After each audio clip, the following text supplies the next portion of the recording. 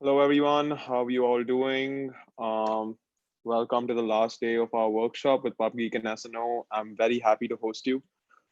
Today, we'll continue the topic that we left off yesterday, unfortunately, which would be how to actually write a paper. And then I'll move forward to a couple of things like how you can efficiently and quickly read your paper. We touch a little on statistics as well as the ethics committee approval, but since we have kind of a deadline at 8 because I have my duty at 8 again at NSCI. So I've got someone to cover for me till 8:30. But I'll have to leave home at 8 so that I'm there by 8:30. Um, so yeah, thank you all for being here. Thank you all for being part of these 5 days. It's really been an honor and a pleasure to teach you all, to learn from you all, and just all the messages that I've received over the past 5 days have just been overwhelming. So let's start today's topic, which is how you can effectively write a paper, right?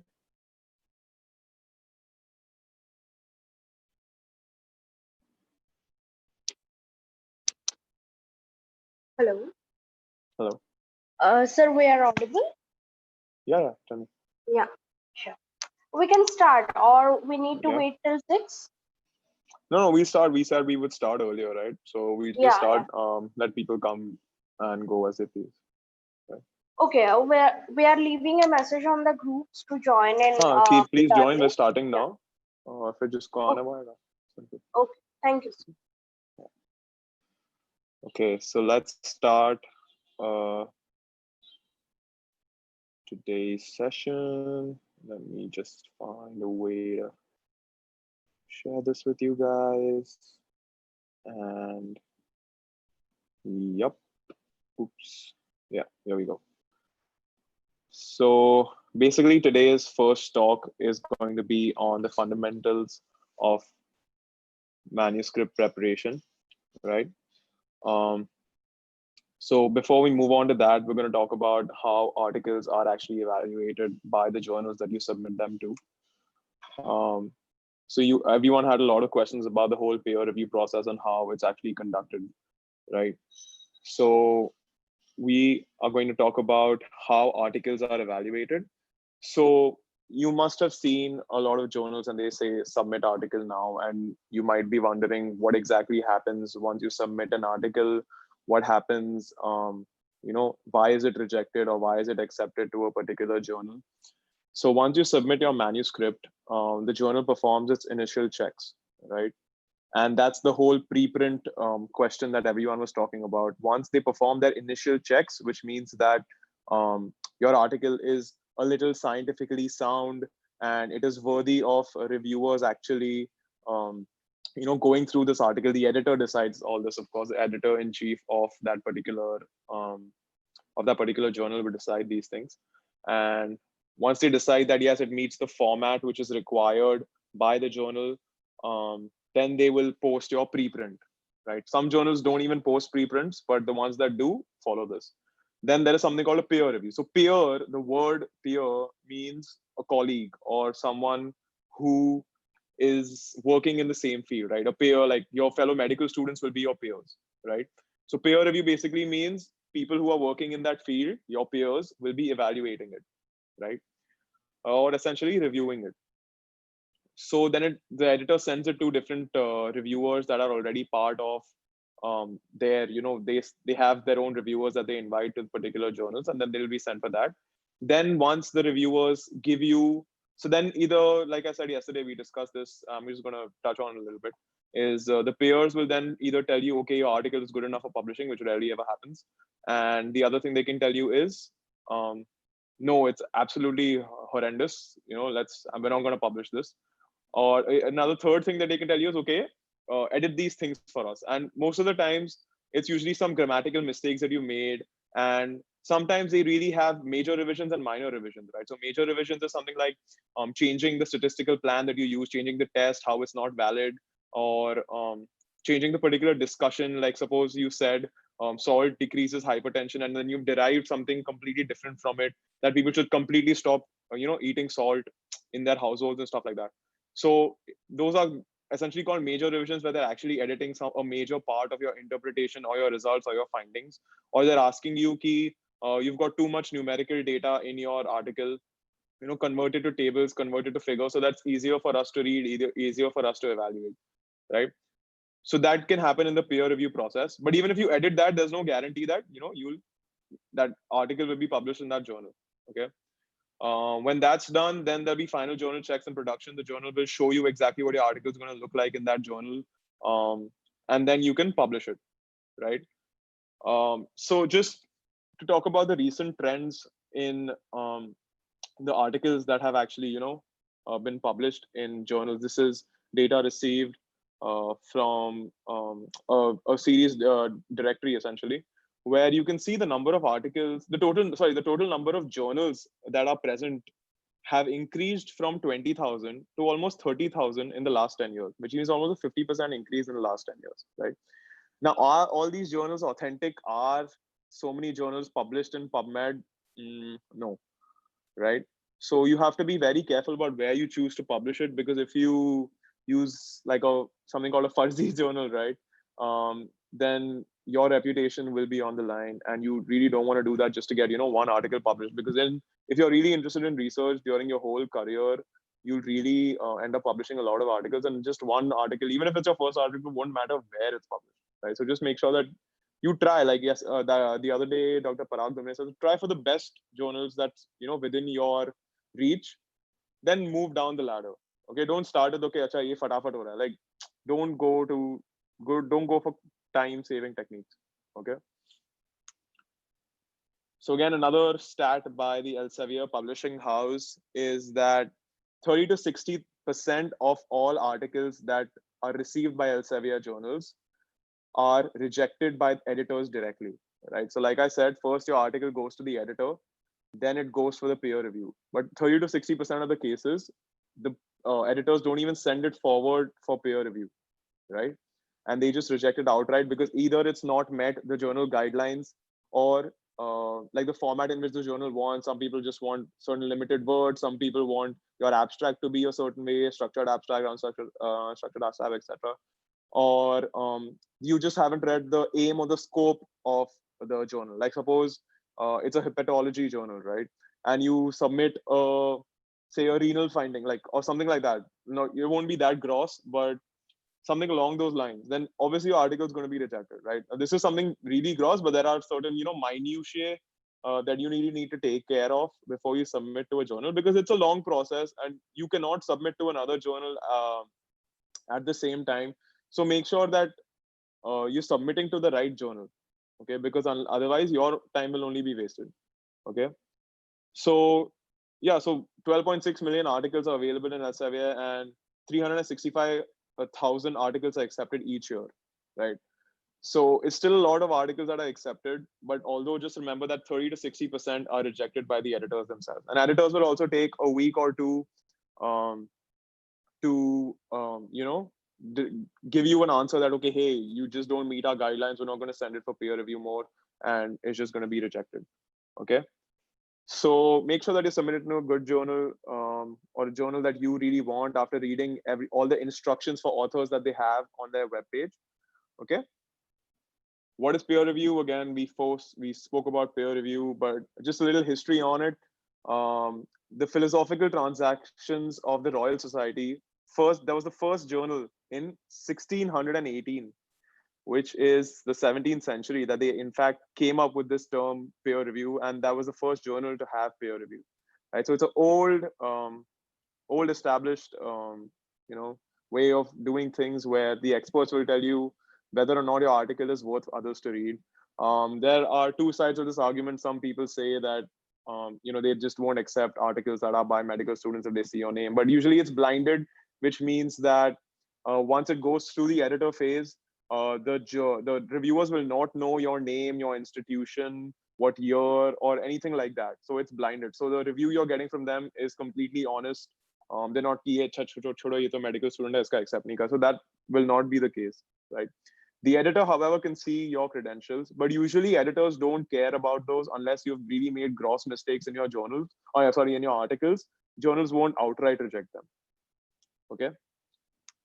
So like we spoke in detail, editor receives the paper, editor checks and to see if it fits the journal's aims and scope. Then editor himself selects 2-3 reviewers and sends them the paper. The reviewers review the paper, provide any comments or suggestions or recommendations. They have actually, so I have reviewed a few articles. I don't know how they got a hold of me because I'm not really an expert in this, but the Indian Association of Pediatrics Journal has approached me for two journals that two articles that they asked me to review, and I've told them multiple times that, hey, I'm like a medical student, and do you really want me to review these? And you're like, yeah, sure. I mean, you have some papers in orthopedics and stuff, so whatever. I have reviewed them, and actually at the end there is an option saying suggestion, reject, revise, or accept, right? So you make sure it's easy for the reviewer to read, and it's easy for the reviewer to read so that he's not irritated. See, a reviewer is going to be a consultant, or he's going to be a faculty in an educational institute, and he's not going to spend too much time on this review thinking, Acha, wow, let's just read this properly. It's like an exam paper that we write, right? We focus on making it with good handwriting. We focus on making it with, bullet points up ahead. So make sure that just like your LAQ, your article is really easy to read. Okay. So now that you understood how your final article is going to be evaluated, we can move on to discussing how you should prepare that article to decrease your chances of rejection. Okay. So obviously following this guideline does not mean that every journal you submit to will accept your article, but it does mean that it substantially decreases your chances just by following a few, rules of research article writing. Okay. So there are two things that once you have made your paper, you either say it's not ready, that the work has no scientific interest, right? So although you've completed your research, you may find out that it's outdated work, or already multiple duplications of this particular work have been published, or there are incorrect conclusions just because of the errors we spoke about yesterday. We spoke about the data management errors. We spoke about the errors at source, where someone's weight is 50 kgs and someone is writing it as 30, or the handwriting is bad and you're interpreting it as 30 or stuff. So if those are the things that are there, don't waste your time too much. Don't get, a sad heart by just, publishing. I mean, submitting to the journals, because most of the time it may not be accepted, right? When it's ready, when your results are original, when you know that there's going to be some enhancement of this published work, like people are going to read it, they're going to be interested by it, and or it's an up-to-date review. So review articles are not something I suggest first-time writers to write, because they have to go through something called a Prisma checklist, and usually review articles they don't accept by someone who's not an expert, and most big journals ask experts to write these review articles. So I've been fortunate enough to be included in some through Dr. Neil, but usually it's not something I recommend because it's a lot of hard work and you may not reap the benefits in the end, right? So again, how you can prevent your work from being outdated before you do it is, like I said, literature review, right? Your studies are going to maximum, at our level, are going to maximum go on for 3, 4, 5 months. And if someone's publishing it, a similar study in that time, then it's still relatively new and it's not really outdated just because someone's published it, right? But if there are like 50 papers already in the past 10 years, then you know that the article you are trying to submit is, oversubscribed. So then after you've determined that your results are original, your significant enhancement of published work, and it's an up-to-date review, right? So even when you get your results, you can again stop yourself and ask yourself if I'm meeting these criteria before you start writing your article, right? So that again saves you time, it saves you the hassle, and it just helps you move on to other projects that you may want to do. Okay. So at multiple points in the research cycle, you have to ask yourself, okay, is this what I'm doing right, or this what I'm doing wrong? Because you are going to be investing 3-4 months of your professional life into this, and it may seem like a little, but instead you could be working on another project that would probably give you more exposure to the outside world. Other people would be more likely to read it. So just ask yourself these questions in the middle, and if there are any ways you can make modifications to your study at that point, make them, right? So as with all steps taken so far, it is imperative to plan your steps before you start writing your article, right? Determine the type of article that you're writing, either it's a full article or something we call an original article or something we call a research article, or it's a letter short communication again, which usually you have to be an expert to get the invitation for, or a review paper, right?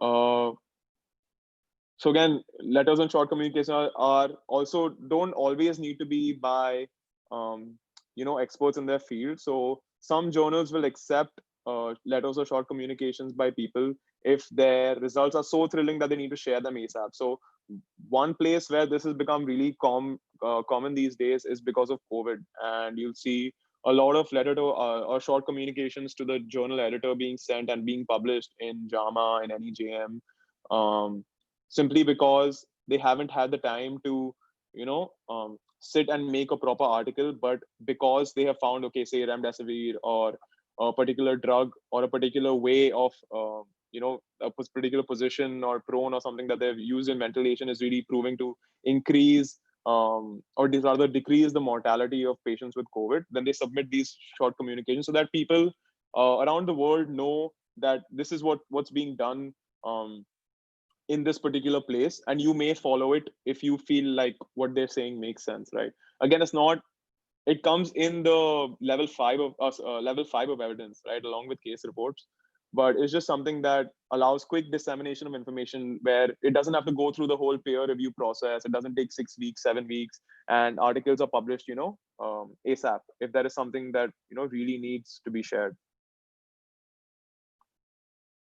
So before you start writing, you have to choose your target journal before you start writing. Again, I spoke of tools like PubMed, where there's a journals tab available that shows you the different types of, like, say, hepatology or renal system or orthopedics or spine or whatever it is. That shows you a list of journals that are indexed in PubMed. There's something also called SCI-MAJOR, SCI-MAJOR. It's a website where it gives you the ranking of the journals, right? And you can see what suits you. Okay, and you can go on the journal's website, see where it's indexed, and if it's PubMed index, definitely go for it. But like sir said, don't aim for tier 1 journals. As medical students, aim for tier 2 journals.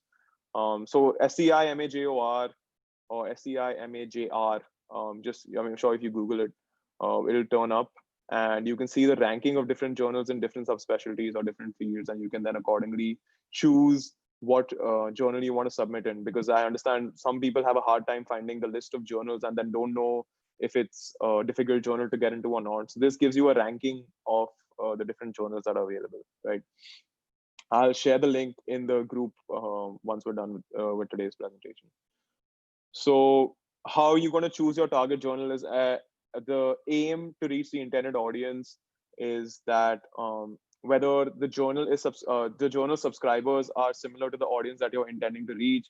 So like I said, hepatology journal will not want basic molecular studies. If it's talking about clinical hepatology, they won't want basic molecular studies of how hepatitis C virus is duplicating, how the genes involved and stuff like that. So they may not choose to publish it because they are focused on clinical research, and they're focused on surgeons who are basically going to use their journal for getting information.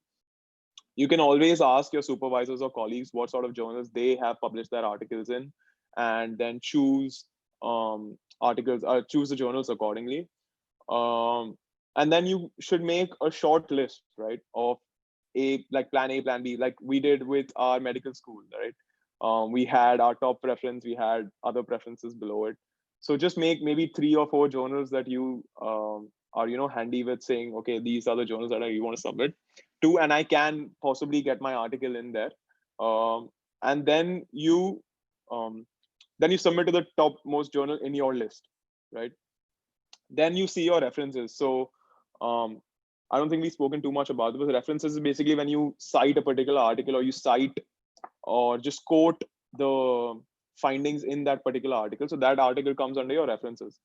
So if that article is similar to what you want to publish, which it usually will be with references, you can just see what journal they have published in, and you can then find out with this Psi major whether or not that journal accepts sorry, whether or not that journal is like a tier 1 journal or a tier 2 journal, and then you'll be able to figure out whether you want to submit it there or not. So this is just a way of finding, different sorts of journals from different sorts of places. So then you can start preparing your article. Always refer to the guide for authors of your target journal, right? So once you've established that, okay, this journal number 1 is something that I really want to go through. Sorry, this is, that I really want to publish in, and I have the capability. My research has the capability to publish it in that particular journal. Then you move on to repeat about how to judge midway of the research if it's worth. Oh yeah, Sci Mago JR. Yeah, exactly. I usually Google it, so that's what it is. But yeah, so always refer to the guide for authors, right? So once you've selected the top journal that you want to publish in, you go to their website. There's always going to be something for guide for authors. If you want, I'll show you guys a sample journal website and how to get information from there at the end of this particular presentation. And yeah, so that guide for authors will have word by word by word guide on how your article has to be framed, how your references need to be framed, everything like that, right? Again, this is always found on the journal website, and if your journal website does not have it, 99.9 out of 100 times it's going to be a fake journal, that the predatory journals that we spoke about. Okay, this person's been asking about Vancouver style of writing and references for a long time now, but we're gonna figure it out. I'm gonna show you all a basic of EndNote and the different styles of referencing that are there. But there's nothing really cool about Vancouver style or Harvard style or any style, NLM style. It doesn't matter, because if your referencing tool is good, there are Mendeley, there is EndNote. You can use those, and you can automatically adjust the type of style that you want. So different journals would require different styles, and you can just adjust it through that. You don't really need to know exactly what's used in it, because you're not going to be the one formatting your references. You're going to have a citation manager to do that. So we'll talk about that in a bit. Right now, let's focus on writing your article before we move on to all these cosmetic things that you need to do to your article to get it submitted in a journal. So again, a short recap on preparing for article writing. Determine if you are ready to publish your work. Decide on the best type of manuscript and choose the target journal. And after that, check the guide for authors, right? So this is a general structure of an article, okay? Title, which we already said, is basically what you choose to, name your article. And we talk about how there are certain criteria that you have to meet in title. It's preferred that you meet. You don't have to meet them, but it's just an easy tool to use. Then there's the abstract. Abstract, like I said, it's a short 150 to 250 to maybe sometimes maximum of 300 words that you have to use to basically give a short description of your whole article, including your intro, your results, your discussion, your conclusion, everything. Then we move on to keywords. So usually what I personally do is, again, like we had spoken about, mesh the medical subject headings. So what I usually do is I go to medical subject headings ka website, and I type in my keywords that I feel are appropriate for my article, and I see if it's a mesh word or not. And then and if it's not, I do those changes. Like I said, if stress is not a mesh word, I use anxiety and stuff like that. And then I add those keywords to my article. Then introduction is basically what's the background of this particular topic that you're researching, why are you researching this, what made you research this. Methods is basically each and everything that you did, including all equipments, number of participants that you approached, how many had you approached, how many actually came with an answer or answer to your questionnaire. Then the results and discussion, which is basically so results and discussion are two separate things. Results is basically when you're just talking about cold hard facts, then there can't be any interpretations in the results. And discussion is when you're discussing it in the context of previous research that's been done. Okay.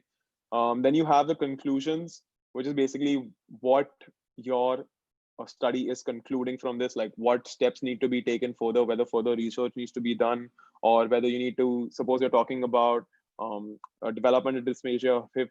Okay, it's a condition in infants, right? And it's usually missed. So I had done a study along with 4 of our PubGeek actually research volunteers that we studied why infants are being missed with this particular disease. And our conclusion was that there needs to be a better training system for referral and for pediatrics and general physicians to actually try to figure out whether this kid has the disease or not. So they use particular tests that we said that they should be trained in better, so that they, while screening their infants, so that they detect it earlier than they actually do right now. We spoke about references, and supporting materials are basically your tables, your figures. If you have any videos, say if you're talking about a surgical technique or something, then we have the supporting materials along with that, right? So how the process of writing works, a lot of you would probably think it's like writing a book, start from chapter 1, go to chapter 2, go to chapter 3, etc. But it's actually not. It's actually like filming a movie where they do one part together, which is completely broken off, then they do the second and stuff. But so this is actually how you should move towards writing your article, right? You go from figures and tables, you get your cold hard facts ready with you, you make your tables, you make your figures, then you move on to writing the methods of how you actually got these things done. Okay, then you write your results. Okay, then you write your discussion. So once you have established your cold hard data, then you go to the methods that you follow to get this data. Then you talk about the exact data that you actually got. Then you follow how this data is important in the current scientific environment, how people are going to benefit from it, what has previously been said about this particular um, topic and stuff like that. Then you move on to the conclusion and introduction, right? Then the conclusion will flow very easily, because now you know what has been previously said, what you are saying, and what needs to be done in the future, right? So once you have that clear, after writing your method, result, and discussion, you'll be easily able to write the conclusion. Then your introduction just needs to be why you did this and what is the basic background of this whole thing, right? And then after you yourself have understood your article completely and thoroughly, then you write your title, then you write your short abstract, and then you write your keywords, right? It's not title, abstract, keywords, then intro, then methods, results, discussion, conclusion, and figures and tables. So it's completely different from how a person is actually going to read the article, right? But it's something that will help you. You don't need to write it like this, but it's something that helps me, and I'm sure will help you when you are writing your articles. So in methods, exactly what you have to write is describe how the problem was studied, what methods you used, how did you arrive at your target population. Again, the inclusion and exclusion criteria that we had already discussed. If you used any specific equipment, for example, a vernier caliper to measure, say, the thickness of their skin fold, or some specific drug that you use, or a specific weighing scale or something, a particular type of weighing scale that you used to weigh your participants in that study. The purpose of this section is basically to ensure that you have written any and all information that would be required by someone to recreate that study. Okay, so I say, okay, this person has done this study, and I don't think that his results are right? So the whole purpose of this method is to show them that, okay, this is the exact methodology that I followed.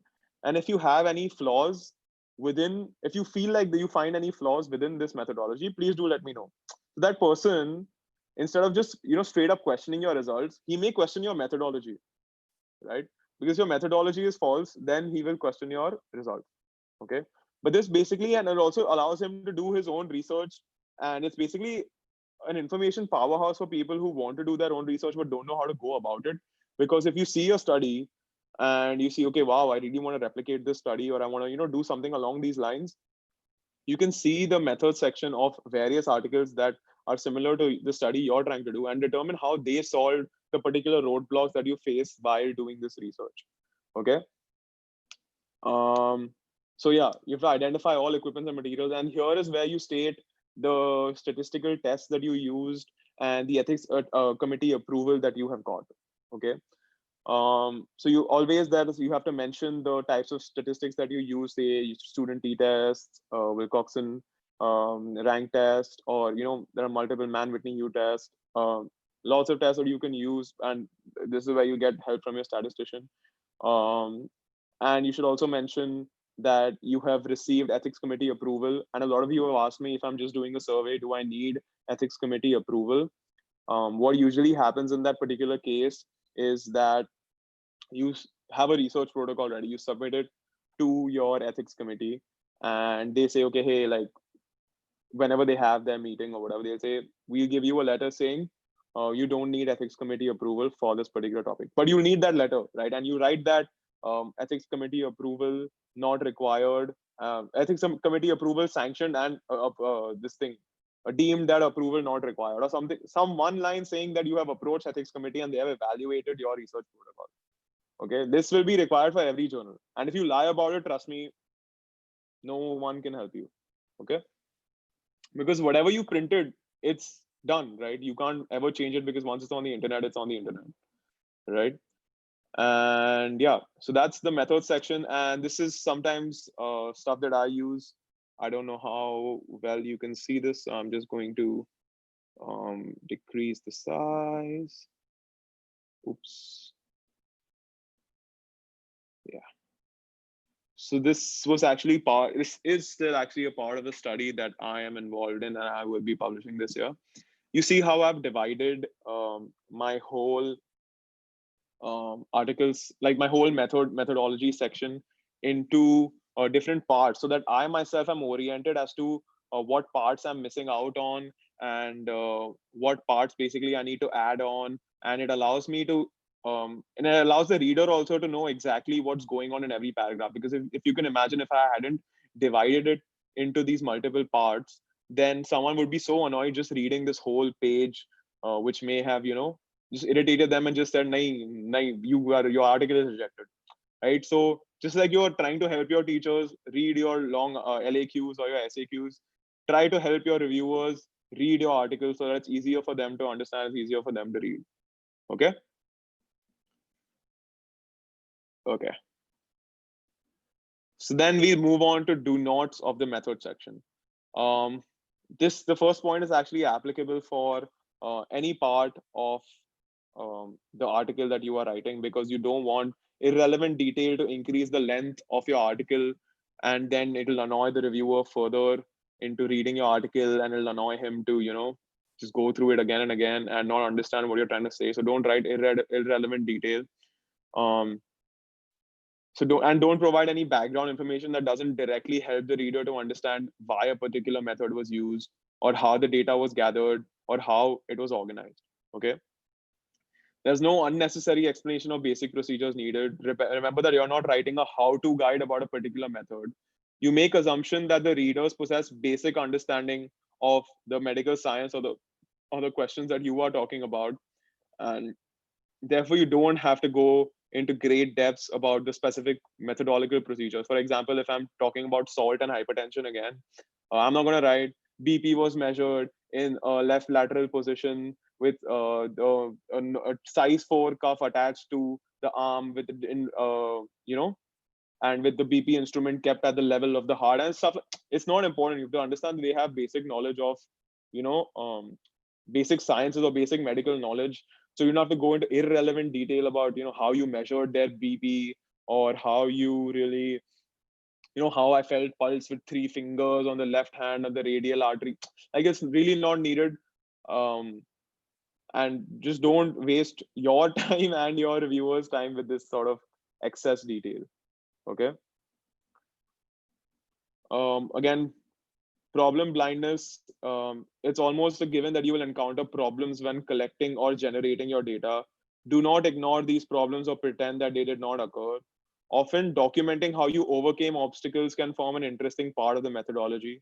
It demonstrates to the reader that you can provide a rationale for the decisions you made to minimize the impact of any problems. Like, suppose you have 5 patients that followed up with you for 1 week and then they disappeared. Don't just directly exclude them from the data and say, okay, I have 147 patients instead of the 150 that I actually had. Say that 150 were actually recruited and 3 were lost to follow up, or for whatever reason they didn't want to be part of the study, and that's why now you have 147 patients. So people know exactly, like, it's basically a insight into exactly what you did. right? So there is no question of, you trying to hide something, or you're trying to, fudge your details or fudge your data. Basically, is being completely open about it. Okay. So again, literature review, just a literature review section of your paper provides an overview of the sources you have examined while researching a particular topic. The methodology section should cite any sources that informed your choice and application of a particular method. Okay. For example, if you are saying that measurement of, suppose, okay, this is completely theoretical, measurement of BP with a neck cuff that I have tried. Okay. And obviously you can never do that because the person will suffer from, he'll essentially die. Okay, he'll suffer from some sort of TIA. And anyways, suppose you're using this, okay, and then another paper has suppose done this, they have done this, and then you say, okay, this is the method that I used, which has already been done in this paper. Okay, so you're not again mentioning the details of the way that you did it. Okay.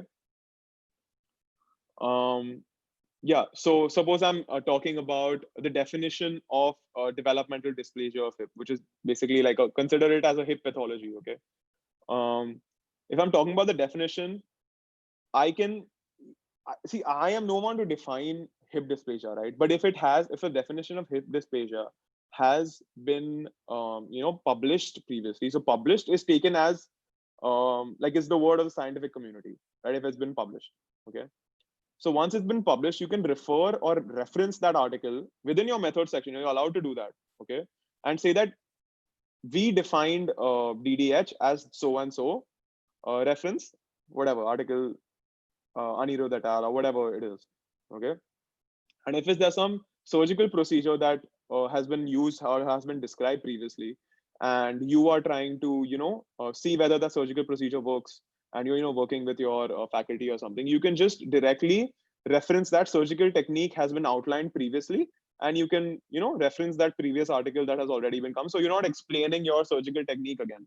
Okay. So if the reviewer is really interested, he will go to that article if he's not familiar with it, and then he'll read that whole thing. So your article, see, there is also a 2000, 3000 limit word, right? And it seems like a lot, but it's actually not too much. Okay, so make sure you don't go overboard, and you want your article to be concise, right? No one's going to complain that, oh, why did you not include surgical technique? And if they do, if the reviewer does complain about that, then you can simply add it, okay? But usually that won't be the case if you have referenced it properly in a published article previously, okay? Yeah, so I think we're good with the method section. I think this was a little blur to you guys, so I'm just gonna show it properly if I can. I'm just gonna show a right example of what Dr. Alaric and I were working on. Unfortunately, he was going to be part of this conference, but he was not able to be here because he was busy with some other projects. So I'm sure y'all can see now that I have said that the study site is so and so, the protocol that was used. So as like I said, I can reference previous protocols that we use the Ponseti protocol that has already been defined previously. So we just said we have been using this Ponseti protocol that has been, defined previously and has been referenced previously. So we're not gonna, go through this again. So again, this is confidential material. I'm just sharing with you guys because we're in this session and it might help you. So please don't screenshot it or share it anywhere. It might hurt me in the end. Right. So let's move on to any questions about the. Don't worry about if it's blur or not, because it doesn't. You're not going to copy this, right? I'm just showing you that we have divided the method section into different sections itself, and then said something specific about the study site, or said something specific about the protocol that we used, how we had the follow-up and stuff like that, right? So yeah, again, there is, so I'll at the end of this talk, we'll go through together some research papers that I have published, which I have the authority of sharing with you, right? And we'll see how I went about them and how, those stuff. So don't worry about that just yet. So in the results section, it's very important to have just the data of primary importance. Okay. Use only data that you consider central to your study. There is no need to mention the demographic details, as this can be mentioned in a separate table. Okay, usually what people do is age, sex, um, socioeconomic status and stuff like that. They just keep in one separate table so that you're not cluttering your result section with this. Because usually, um, you can just write the average age, and so many were male, and then you can actually give information about male, female, people below 30, 40, or according to the study type that you are using. You can define that in a table instead of cluttering your results section. um, you should keep the results of the same type together. Like, consider you're studying the use of a particular plate, like a particular instrument in orthopedics, okay? And you have different, you're studying the difference between, say, effectiveness of this plate and, treating a fracture in young patients and old patients.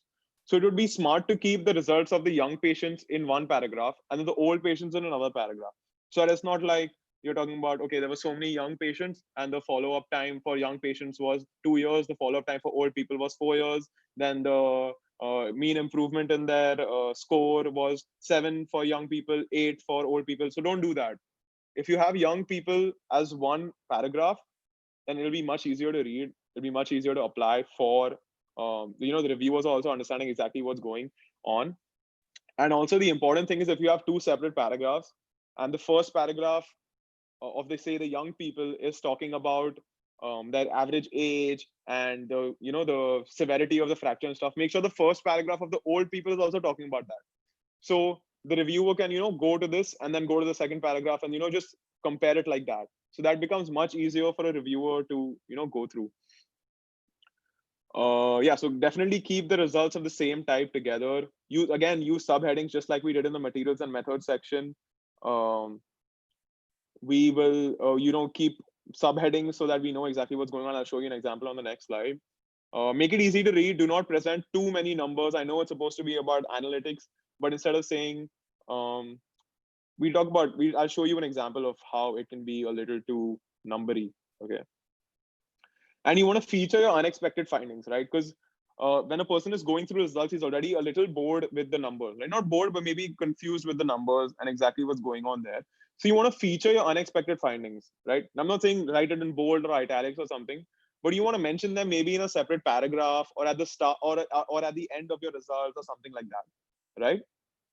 And when you're presenting your data, right, you should always, suppose you're presenting BP, okay, BP in few patients, okay, present it with a mean and a standard deviation, okay. So now we're going to talk a little bit about statistics, but we have to include those and always include a p-value, okay. Again, p-value is something that we're going to discuss.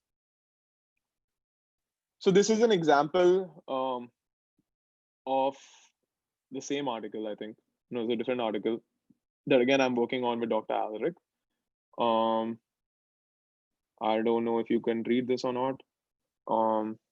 But it's basically an example of how numbery that this result section is.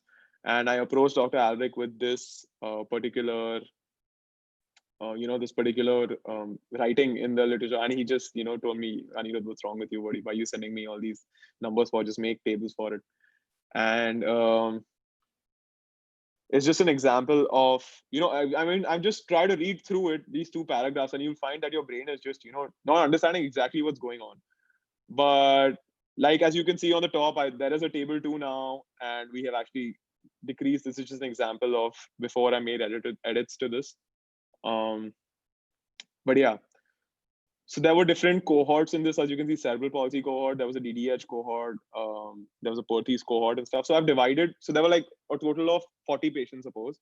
So I've divided them as 12 Perthes, 6 cerebral palsy, and say 6 with DDH and stuff like that, right? So that when a person is reading about reading the results section, he knows that CP patients had this result, and then he can immediately go at the same part of that paragraph to the DDH, the CP or the DDH patients, and see exactly what was going on there, right? So this is just a small example of how you can make your results section to numbery. And don't get me wrong, everything that's in this article, I mean, in this particular 2-3 paragraphs is important part of the study. However, it's not presented in the right way, right? The presentation should have been in a table format. right? It's not that I've included information that's not important. It is important, but my presentation skills have failed me here. Okay.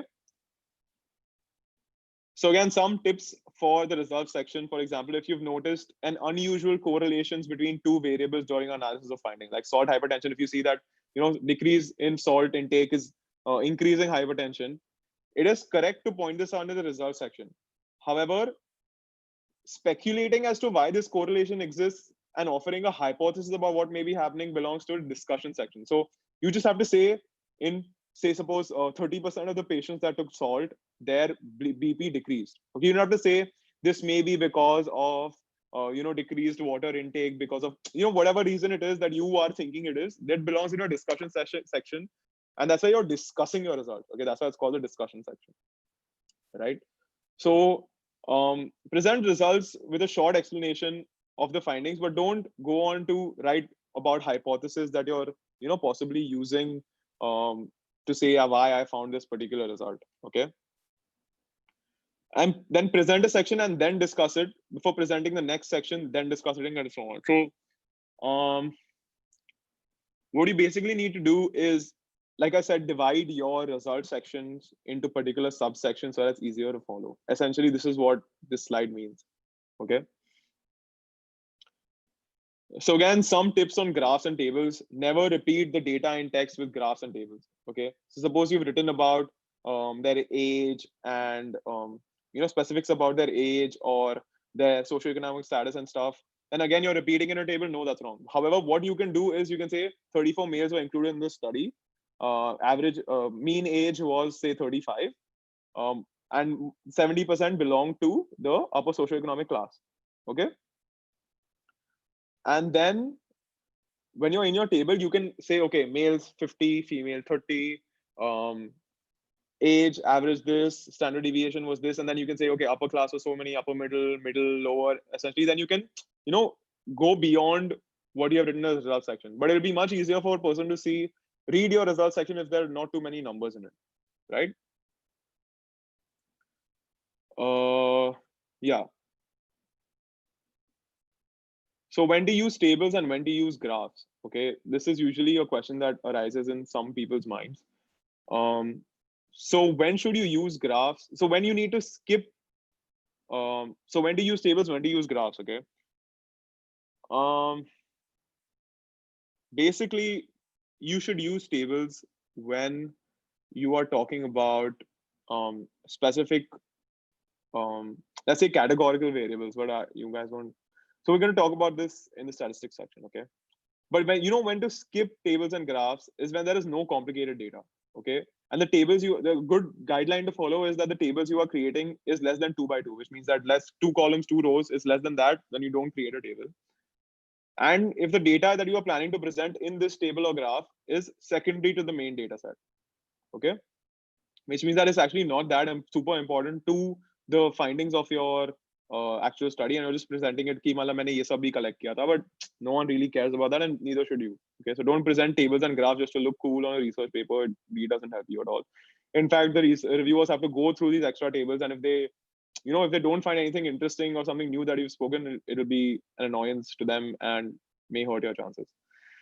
So these are a few examples of when it's not good to use tables. Okay, like if I'm just making a table one for the sake of it, like males 42, females 21, this I can just easily write in a text, right? Unless I'm including, say, their socioeconomic status, their average age, hypertension, BP level and stuff like that in one table, then it becomes more complex. But since it's a 2 by 2 table, it really makes no sense. Okay. If I'm doing a genetics study and I'm saying most common animal with the gene is rats, least frequent animal with the gene is guinea pig, again, it doesn't deserve a table, right?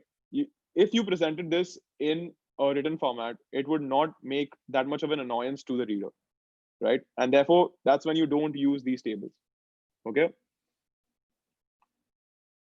Again, like we discussed do nots of the methods section, let's discuss do nots of the results section.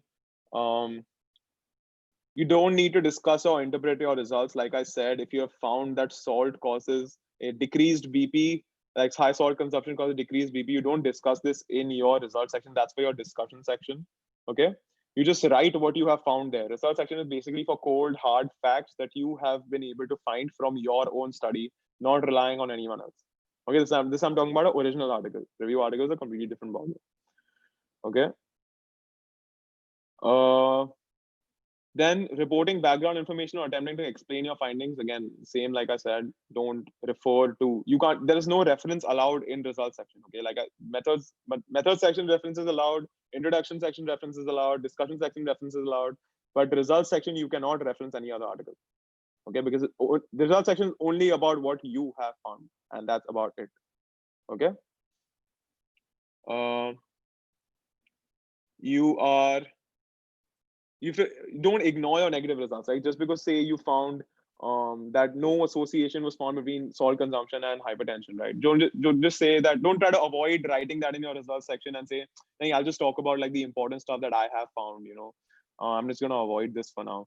Don't do that, because when another student or another researcher is doing his background research and he reads your article and he sees that, okay, this guy's already done this particular analysis and he found that there is no a correlation between these things. So I should not waste my time, maybe going through these, going through the steps of research and wasting my time and, writing about, conducting the whole study and just to realize that there is no difference and there is evidence for it before, right?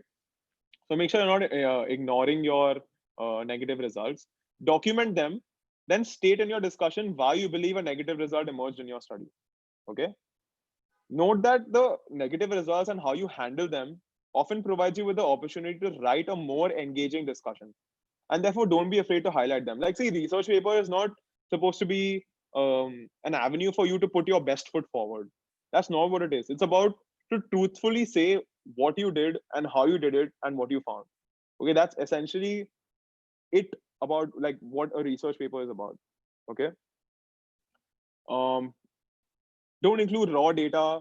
Again, this holds for quantitative studies and not qualitative studies. Like say, this so and so patient. Like just have tables of people. Just patient one had this BP, patient two had this. Like don't include that because no one's interested in that. That's why we have the science of statistics that helps you, compress your articles. I compress the data that you found into actual results that can give you meaning. Okay. Don't use phrases that are vague, like saying the BP appeared to be greater than the BP in group one. The BP appeared to be greater than the BP in 2. No, either it was greater or it wasn't greater, right? Because this is about results. This is about data. This is about cold hard facts. Again, I repeat, right? So don't use like appears to be greater or demonstrates promising trends. No, you can leave all that for your discussion section. Results section is about what you exactly found. If you didn't find a trend that is statistically significant, don't write. Although it was not statistically significant, it was promising. No, that you can discuss that in the discussion section, but not in the results section. It's all about what you found and the numbers behind what you found. Okay. Don't repeat the same data more than once, even if you found that your drug decreases mortality in cancer patients by 80%. You start your results with our drug decreases this is, and then again in the end, and therefore our drug decreases mortality by 80%. Just because it's a cool or it's an amazing finding that you've got doesn't mean that you repeat it. This is not, this is not Instagram or Facebook or something where you're trying to grab people's attention. You're trying to report what about your work and how they should, benefit from it. It's not a social media post, right? So now let's move on to the discussion section. It's actually one of the most important sections. You get a chance to interpret your results. You get to compare already published results with your own, because it effectively demonstrates your ability as a researcher to think critically about an issue. Okay, to develop creative solutions to the problems based on the findings, and to formulate a deeper, more profound understanding of the research problem you're studying, right? The discussion section is actually where you explore the underlying meaning of your research, its possible implications in other areas of study, and the possible improvements that can be made in order to further develop concerns of your research, right? This is a section where you need to present the importance of your study and how it can contribute or fill in the existing gaps that are present in the field. Okay. If appropriate, the discussion section is also where you state how the findings from your study revealed new gaps in literature that had not been previously exposed or described adequately. right? So when you're talking about the discussion section, you are essentially seeing what sort of results that you got, why you got them, why they are different from the results that were previously shown, how this changes the field's view towards a particular topic or a particular science, right? So this basically allows you to do that. There are a few general rules that you have to follow in the discussion section. You can be concise and make your points clearly. Do not be competitive. That hey, हमारी result में ये मिला, and there's this other study. Like if I'm at Nair, if I'm at AIMS Delhi, and if I'm at say Maulana Azad or something, say oh AIMS Delhi found this, Maulana Azad found this. Arey, don't be competitive like that. Just show that previous studies showed this is this. Our study shows this is this. Why we feel there is a why we feel our studies should be relied more upon is this reason, right? Don't be competitive that we have 40,000 patients, but other studies have only 10,000 patients. No, like just just be calm and just write your research. It's not for social media play. Just write your research, be honest about it, and just discuss your research in the context of literature previously. Don't say that hey, like we are the biggest institute. No, no one cares. Okay. Avoid using jargon. Some people think that research writing has to have specific words or a specific way of writing sentences, but that's not true. I've taken multiple courses on how to do research writing, and it's basically what everyone has said is be as simple as possible. Okay, because the reviewer that you are, that you're submitting your article to, he will also appreciate that you are um, explaining your study in a very simplistic manner. Okay. um, some people, like, there's a saying that you can only be an expert at something if you can explain it to your grandma properly, right? And if your grandmother can understand the discussion section properly, then you know that you've done your job, you avoided any jargon, and you really are an expert in your field because you've explained it simply and not try to use too complex words and try to impress other people when it's not needed, right? Another technical importance of discussion is that you use the present verb tense, like saying this is what we found, or this was what we found, right? So present tense means the present tense verb, especially for established fact, like say it is true that salt increased salt consumption causes increase in BP. Not it was true or it has been. Just use the present tense, right? However, refer to specific verbs, works and references in the past tense, which means that suppose I'm writing a study and I say John et al. Found that this happened. So that I'm using the past tense, right? But if I'm writing about my own results, I'm using the present tense. Okay, I hope you guys understand it. It's not too complex. But if you have any questions, like do let me know.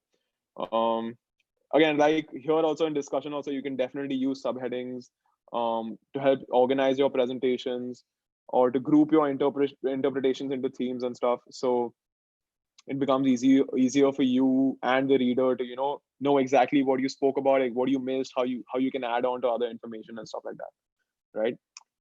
The content of the discussion is basically explanation of the results, comment on whether or not the results were expected, and present explanation for the results, right? Go into greater depth when explaining findings that were unexpected, or especially if they have a great significance to the scientific community. If appropriate, note any unusual or unanticipated patterns or trends that emerge from your results and explain their meaning. Like if you found something that's usually not supposed to be there, why is that particular thing there? So like explain. You can't just say, "Acha, mujhe to ye mila, wow, khatam." Like wow, what a research, right? You have to explain why you found what you did, why your certain results were a little more complex or were a little different from what previously has been found. It's basically a chance for you to explain that I know a lot about this particular topic, and that's why I have done this research, and this is how my research differentiates is different from the other research papers, right? You can refer to previous research, compare your results with other findings, or use other studies to support your claim. So it's not that if you have found that increase, suppose it's a very old study, but again I'm using the same example, that increased salt causes increased high BP, then increased BP, then you can say, okay, so and so also found that this happened, right? It's not that if you reference or if you cite those articles that you're saying, "Acha, mera to a new study hai hi nahi, it's a very old study," and don't worry about all those things. If there are certain studies that have found results similar or along the lines of what you have found, and you can definitely reference them. Don't be scared to reference them. That they'll find out that this article exists. People know that this article exists if they're experts in their field, right? They know exactly if they're reviewers in journals. They're usually updated with the latest in literature, and if your discussion section is actually very profound and it's included the latest knowledge and the latest um, papers that have been published in that field, the reviewers will also understand that okay, this person has done their research and like their background research well, and they understand why their paper is new, and they'll give you a shot at publication, right? Again, it's a deduction or claim for how the results can be applied more generally. For example, describing your lessons learned, proposing new recommendations, and there should be more training for dyes because of the high mortality rate or whatever it is. Okay, and recommending the best practices. If you found this surgery can possibly decrease the mortality rate, say that more training for the surgery can be done, or increased evaluation of the surgery is needed, and stuff like that. Okay. So the organization and structure should be from general to specific. Link your findings to literature, then theory, and then practice, right? First, you talk about what has been found in literature previously. Then you theorize yourself that, okay, this can be possibly done to decrease this mortality rate in women in villages. And then you say, okay, how it can be decreased is, practical solutions that you can possibly give them. Okay. So again, begin by briefly restating the research problem you were investigating and answer all of the research questions underpinning the problem that you pose in the introduction. So we will discuss now that in the introduction, you have to say exactly what aims and objectives that you started out your research with. And discussion also give you a chance to say how you met those aims and objectives. All right. Then you describe the patterns and relationships shown by each major finding. Include again, I'm repeating, include the analysis of any unexpected findings and stuff like that. Okay. Again, do not waste entire sentences restating your results. Just saying that, oh, this drug caused 80% less mortality. Say, oh wow, our drug, which is a new drug, we are very happy to announce that. No, it's not a marketing play. It's you're comparing your results to something that was done before and stuff like that. Do not introduce new results in a discussion. Whatever results that you have received from your study needs to be included in the results section. Okay. If they haven't been included in the results section, do not include them in the discussion. Now, an example of this is, suppose I'm saying, in the results I've said that 50% mortality decreased just by my intervention of placing dyes every 1 meter in the village. Suppose, consider, and in the discussion I am saying that placing them every 2 meters increased the mortality by 50%, and I've not mentioned this. Increase the mortality by 30%. Okay, and I've not mentioned this anywhere in the discussion section. In the results section. Then that discussion section is not right, because if I have any sort of results, any sort of information that I've received from my article or from my study, then I have to include them in the results section. Okay. Yeah, so you can have recommendations for further research saying that more attention should be paid on the causes for, say, maternal mortality in villages and stuff like that. So you can either include that in your discussion or your conclusion.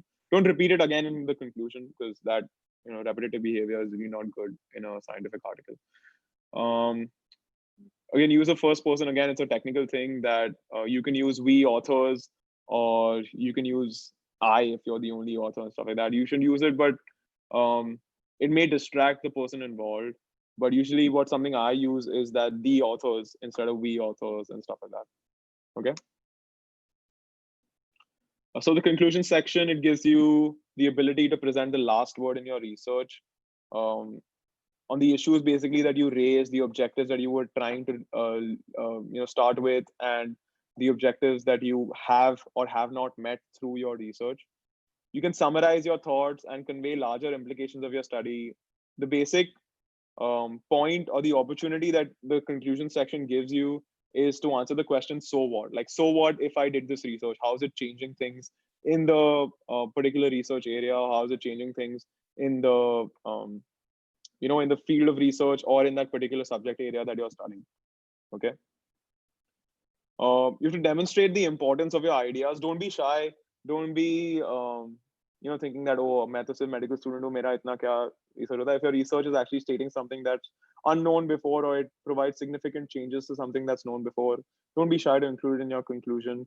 You can possibly include some new or expanded ways of thinking about the research problem, but how differently someone can possibly approach it in the future, and how it may show different results or may give results that are more important. And just basically, it helps you answer the question, so what, right?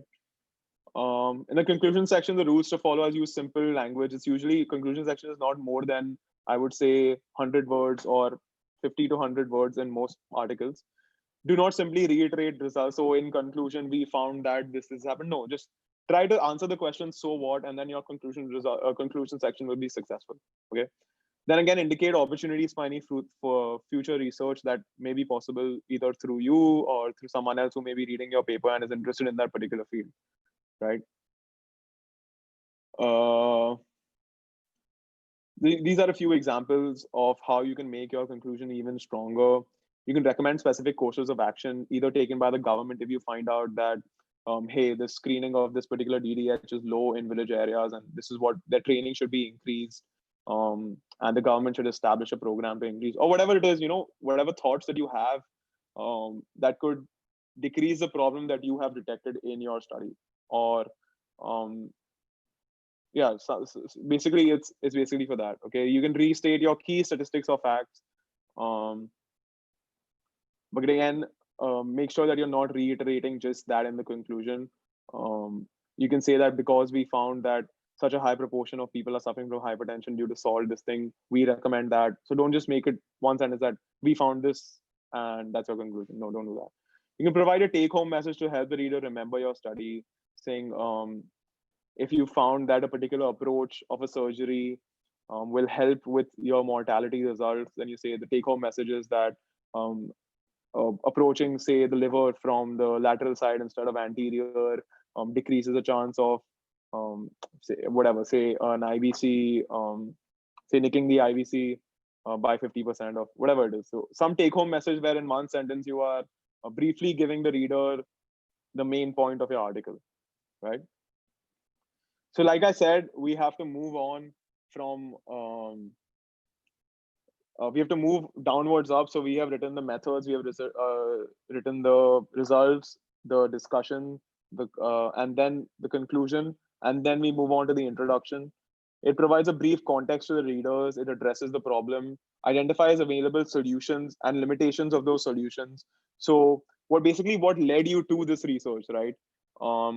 The context of it, say if I'm studying about DDH and I write that DDH is so prevalent in this place, so many cases of DDH are missed. In Australia, they've done a study, they've said so much DDH missed there. In developed countries, so much missed. Developing countries, so much missed. And that's the problem that is there. The available solutions for this have been showcased by other countries, including, say, a resilient screening program, etc. And how I am trying to see is, suppose I'm talking about where the patient is going first and seeing if whether that person has diagnosed the patient correctly and stuff. Basically, it's essentially that's what an example of a study introduction section I'm giving you. Okay, and in the end, in 2 or 3 lines, just identify your aims and objectives. Just a small 2-3 line aims and objectives. So therefore, we are trying to determine why DDH cases are being missed in India, or something like that, something along those lines. Okay. What you can ask yourself basically to write the introduction section is, what was I studying? Why was this topic so important to investigate? What did we know about this topic before I studied? What were the other studies that were done before I chose to publish this? How will this study either change our knowledge, or how do I hope that this study will change our knowledge or advance our knowledge? And what are the new things that I'm trying to research from this, basically? Okay. So basically, establish an area to research by, highlighting the importance of the topic, making general statements about the topic, presenting an overview on the current research that's available on the topic, identifying a research niche by opposing an existing assumption, like saying, um, um, except by saying that suppose this study found that approaching from the lateral side was this thing, was not right. Some studies have found that, but we thought, since their sample size were lower, and since most of the evidence is based on case reports, we thought a complete analysis or a complete evaluation should be done through a large patient section and stuff like that. So you can easily write your introduction section is actually one of the easiest sections to write, because it essentially is basically about why you're doing this study, and that's, I think, one of the easiest questions to answer if you really have an interest in your study and not doing it just for the sake of it. Okay. How to keep a reader engaged is open with a compelling story, include a strong quotation. Okay, this is usually um, sometimes done with letters to editors. It's usually not done with original articles. Okay, this is basically for not for us. Okay, avoid dictionary introduction, like saying, so you won't believe some people actually do this, by saying orthopedics is defined as say a study of the skeletal system and its pathologies, and just don't give dictionary definitions of anything in a proper research article. Okay, this is not an essay that you're writing for your 10th standard or 12th standard. Okay. Always end with a roadmap of how you basically, this is the problem that you were facing, and this is the objectives and aims that you set out with because other studies found this. Okay, now let's move on to titles. Okay, they need to attract attention. They should be the fewest possible words. Don't think that just because it's a large title with a lot of complex words that people are going to get attracted to. No, if your title is only difficult to read, then no reviewer is going to be super interested in reading your whole article. Okay, it makes sure that it is adequately describing the content and it's identifying the main issue. Don't use technical jargon. Okay. um, there are actually multiple papers that are published on just what makes an effective title, like what title characteristics increase the amount of citations or increase the amount of readers for a particular article. This is a example of some. Like in 2011, these guys identified 6 lakh articles through Web of Science journals, and they saw that hyphens and colons are common in some disciplines, and not including them correlates negatively with impact, which means that if you have hyphens and colons in your article, um, its impact will be more. Okay. Then these guys said, Habib Zadeh and Yarali, and I'm sorry if I can't pronounce that right. They evaluated 9,000 articles, and they said articles with longer titles are cited more. So again, these are just some of the studies that are being done on these articles. There are multiple more, but my sincere advice would be make it as simple as possible. However, not too simple, but simple enough that a person understands exactly what your study is about. Okay. So actually, even the types of article titles, there are 13 according to the study done by Hartley. Okay. But just a checklist for you before you are writing your article, or your article title rather, is that it's according to the instructions to authors provided by the journal. So instructions to authors of the journal can sometimes have a limitation to the number of characters or the number of letters essentially that you use in your title. So make sure it's according to that. Does it indicate the main theme of the paper? Is it clear, too long, too short? Uncommon abbreviations, like if I'm abbreviating, say, femur neck fracture as FNF. I mean, if a person's reading it, 80% of them won't know, just because I've used this abbreviation as FNF, like people won't know what it is. So don't use unless, like, there are certain common abbreviations like DNA, RNA, TB that you can use, but don't use some abbreviation that you only have, mastered or made. You can also, so some articles these days are coming with pun, irony, or humor. Like the DDH article that I described earlier, the title of that is actually going to be "Who Missed My Hip," because we're talking about which particular stage of the referral process that person's DDH was missed. So you can definitely use that. Your article doesn't need to be super formal. The article title doesn't need to be super formal or anything. but it should not be something, funny or it can be something funny, but it should not be something kiddish, essentially, right? Because this is a professional scientific article that you're publishing, right? Again, when you're determining authorship, who should be first author, who should be corresponding author, should I do ghost or gift authorship? The ghost authorship is basically excluding someone who participated in the work of your study. Gift authorship is someone who did not participate in or including the name.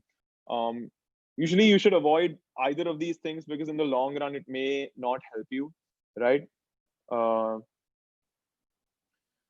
so usually what I do is whoever I'm working with, I make sure that before we even do one iota of work on our research paper, they know exactly what their role is going to be in terms of authorship, whether they're not going to be authors, whether they're going to be included in the acknowledgement sections as we had previously spoken about. So that everyone's on the same page. And if they say, okay, hey, like I don't want to work, maybe I work something out with them, or I say, hey, I'm sorry, but this is what it is, right? So just make sure that everything is clear from the get-go. You don't need to do your journal articles alone. I mean, your research alone. You can definitely have some of the other colleagues working with you. So don't, be ki, haan, mera research. And see, like we Indian medical students have a tendency to compete with each other. But research is actually a field where if I am helping someone else with their research, my name would be included as an author in theirs. And if I myself am working on something and they are helping me, I would include theirs if they've done enough to help me, right?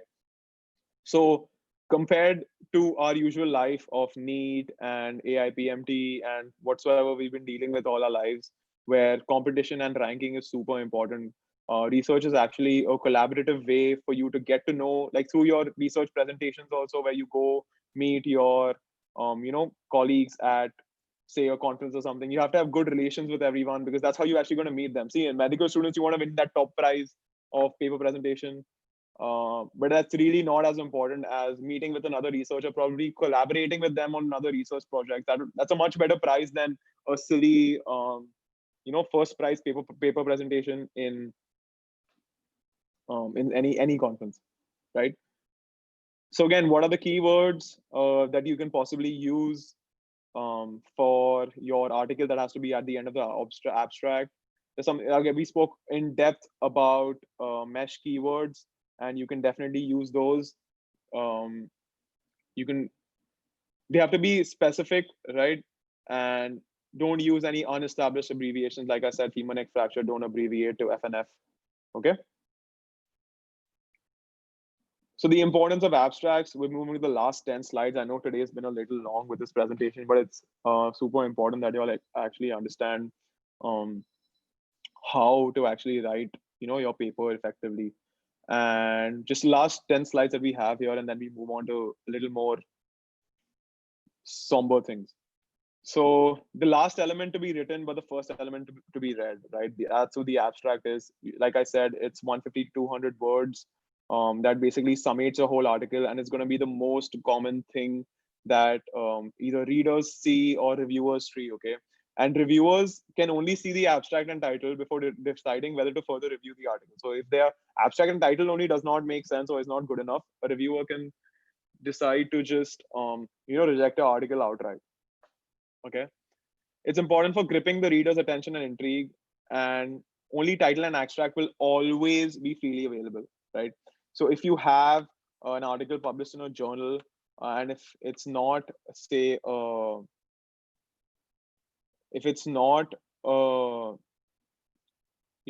open access journal, then whatever the journal shows is only going to be your journal article. Sorry, it's going to be your title and your abstract that's going to be freely available, and then people will decide whether or not they should move forward with seeing your complete article. Okay, so make sure that these two things you read over again, and you make sure that it's written to absolute perfection. In fact, I usually spend the most times on my abstract and title, just to make sure that it's interesting enough and it is conveying the general focus of my paper. Okay, so good abstract means an interested reader and means more citations, right? Because if people find your article tiresome to read, they will not choose to quote you in their articles, right?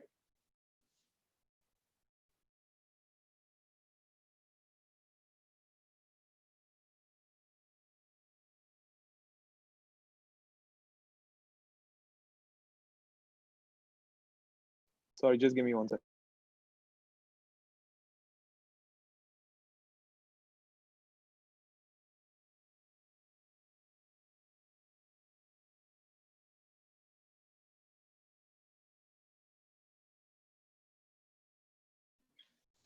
Sorry about that. So yeah, once you decide your journal, um, so basically how to write an abstract is once you've already made that list of journals that you have, right, your target journals, go to your first journal, go to the first target journal, see the guide for authors before writing your paper, and then again see the in the guide for authors, see the abstract that you have, abstract requirements that they have, right? So there's something called a structured abstract, there's something called an unstructured abstract. So a structured abstract is basically where even in the abstract you have to break it down into subsections of background, materials, methods, results, discussion, etc. Right? Some journals require structured, some journals require unstructured, so it's not optional in most cases. But always read the guide for authors 2 or 3 times, the whole guide for authors. It's a long document. I'll show you an example of one today. And just read it 2 3 times before you start writing anything, just to make sure you've met their guidelines. Because if you send it to an editor and if he rejects it just because of bad or no following of their guidelines, then it'll just be a pain to find another journal again, switch to their guide for authors, and then submit again. Then the abstract length is usually 200 to 250 words, so make it concise. Avoid any descriptive long sentences. I used to write sentences that were 17 18 words each, and now I've cut down to maybe 4 or 5 words each, because I've understood that short sentences are the key to a good abstract. Okay. Remember the purpose and motivation of your research. Why should the readers care about it? If you're describing new research methods or results, it's important to succinctly describe the context. Consider thinking about why you found your research interesting and why you decided to study the topic. Okay. When writing about findings, include answers to the problem you set out with. Do not use any vague language, right? Example of a vague statement would be: a large percentage of schools in India are found to be negligent in offering sufficient midday lunch meals. Does not really add any value to the reader. Instead of saying a large percentage of schools in India are found to be negligent in offering midday meals, you can say 64% of schools in India are found to be negligent, so that a reader knows exactly what your results are and you're not being vague about what you found, right? Also, do not exaggerate. For example, if it would be wrong to suggest that children in 64% of schools are suffering from kwashiorkor because they're not receiving this midday meal. Okay. But it would be adequate to imply that children in 64% schools of India are receiving inadequate nutrition, right? So how to fine tune your abstract? Basically do a proofread and edit. Look at every single word, think about whether it's important for that word to be there or not. Usually what I do is I write a 500-word abstract, and then I cut down on words, and then I cut down on sentences, and I bring it down to 150 or 200 words. Then leave it for a day or two. Everyone suffers from writer's block, and once you keep reading the same thing again and again, it irritates you. Leave it for 1 2 days and then return to it. Okay. Rework it 2 3 times, pass it on to a few trusted colleagues, and just see what they say about it, whether they're understanding everything. Because what happens is usually you think, wow, bahut acha likha hai, and then someone else says, oh, I didn't understand this point. Because you are reading the abstract in the context of your whole study, right? So you think that you have put your point across about a specific thing, but that's usually not the case. And just pass it on to 2 3 people who have a basic understanding of what you're studying, and they'll be able to help you out with fine tuning your abstract. Do nots of abstract. Do not use lengthy background information. You cannot reference to any other literature in article. Instead, you can say something like current research shows that, or studies have indicated that. Here's where you can use these sentences, but nowhere in the rest of the article can you do that without any references. You cannot end with dot dot dot, right? Like we do usually in our WhatsApp messages. Don't end with incomplete sentences or dot dot dot just because your word count has decreased. Again, avoid any abbreviations or jargons and terms that may be confusing to the reader. You cannot have any sort of image, illustration, or figures or tables in your abstract. Okay. Last 3 slides, we're going to talk about a little bit about manuscript language. Write direct, short, factual sentences, right? The average length of a sentence, okay, should be around 10 to 12 words. Okay. If it's longer than that, see if you can decrease it. If not, it's fine. Okay. Convey one piece of information per sentence. Don't try to fit in, we saw that this happened, but in this particular group, we saw that this happened. Then in that particular group, we saw that that happened, right? Use the present tense for known facts.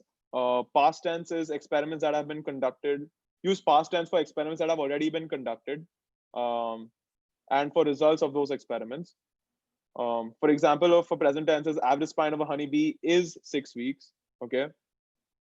But for experiments that have already been conducted, like even the ones that you have conducted, you can say the average life of a bee in our contained environment was 6 weeks.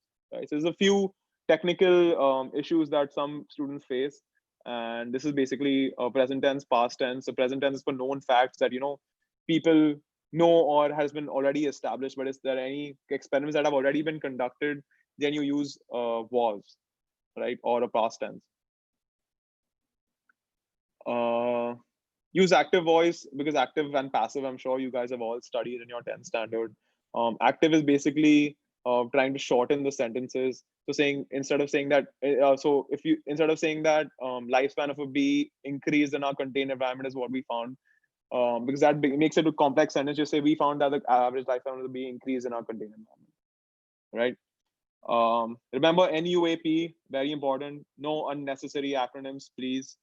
So don't try to put acronyms that you yourself have made into your research article, because no one else is going to understand them. And it's, trust me, it's very annoying. Even while I'm reading some, some textbooks sometimes, and I have to go back to see where they mentioned the full form of acronym, or I have to Google somewhere that, oh, what does this acronym mean? And then I have to continue reading it.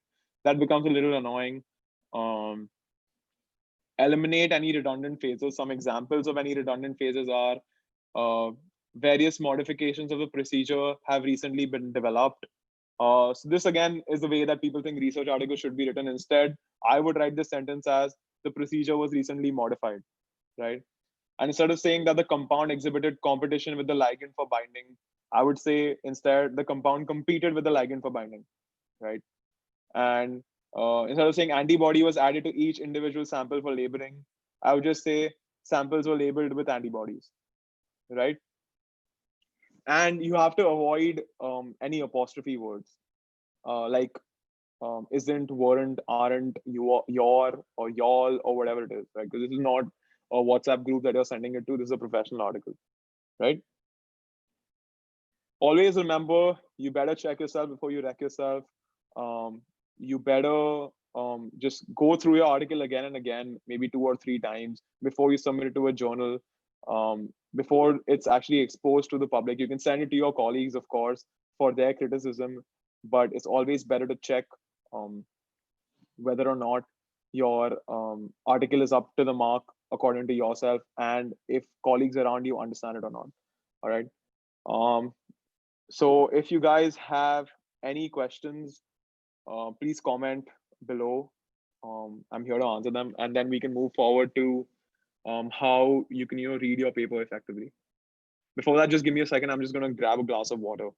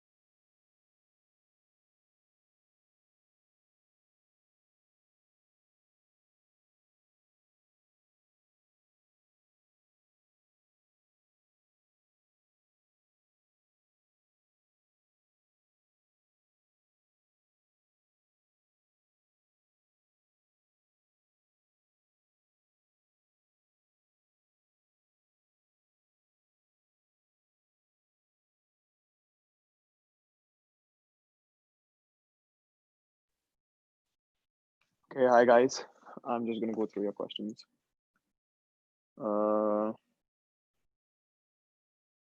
NUAP is no unnecessary acronyms, please. It's like a play. I don't know if you guys found it funny or weird. Okay. What is a cohort study? So basically, a cohort is a population that you're studying. Okay, a cohort refers to a particular population. And I promise myself that in this workshop, I'm not going to talk about cohort, case control, and cross section because it really doesn't matter to you. But cohort essentially just think about it as a population that you're studying um, for a particular intervention. Okay. Can you share a few research papers written by you? For sure, I will share them today. And or you know what, you can just you all guys, I've spoken about ResearchGate, right? You guys can just go on ResearchGate. My profile is there. You can see I have a lot of full text articles that are already uploaded there, and you can definitely just see them. How much is research in basic science preferred for publishing? It's not, there's no preference. See, your research should basically just have something new to say. Okay, like I have published research in clinical and preclinical. So like I had earlier said, one of my studies was based on how so this was a non-lab research. This is a review article essentially. Okay, it was based on how microRNAs are involved with um diabetes in hepatitis C. Sounds complex, but it was basically a non-clinical research which I did with one of my friends in the US, and it got published, and it's actually one of the most cited articles that I have, more than even my clinical ones, right? So there's no preference really. It depends on what you like. The only thing is that if you're doing a non or a preclinical research, um, and you don't enjoy it, you might be stuck in, say, a lab or in a particular setting where you're really not enjoying yourself, and it just won't be as fun to do something clinical if you prefer it, right? What to do once you publish the research? Enjoy yourself, put it on your CV. What else can you do? Where should I approach first for a guide? See, it depends. See, what I would honestly say is where to approach for a guide. Okay, that's the question. What I would honestly say is go to your residents in your college and ask them, "Ki sir, um, I want to do this research. Which professor do you think is research oriented, and who should I approach?" And they will definitely have an answer for you. Okay, or if not, say, "Sir, can we can if he doesn't say, okay, no one's doing something, so would you be interested or something?" So don't worry. Okay, just approach whoever is approachable, essentially. Uh, Publish for free. Most journals in India publish for free. Like I said, you can search whatever journal you want through the MAGOJR or whatever that is. I'll share the link today. You can see whatever journal online simple search. Just saying Indian Journal of Dash will definitely give you a result. Then you can, again, I showed you how to evaluate whether that journal is good or not. You can just go to their indexing and see whether they index in PubMed or not. That's how you can see. How to search and choose references for an article. Again, your background literature review will help you with that. You know what the current articles are, what they are showing, how they're different from what you are planning. You can maybe modify your research topic and research question according to what they show, and that's where you get your references for article.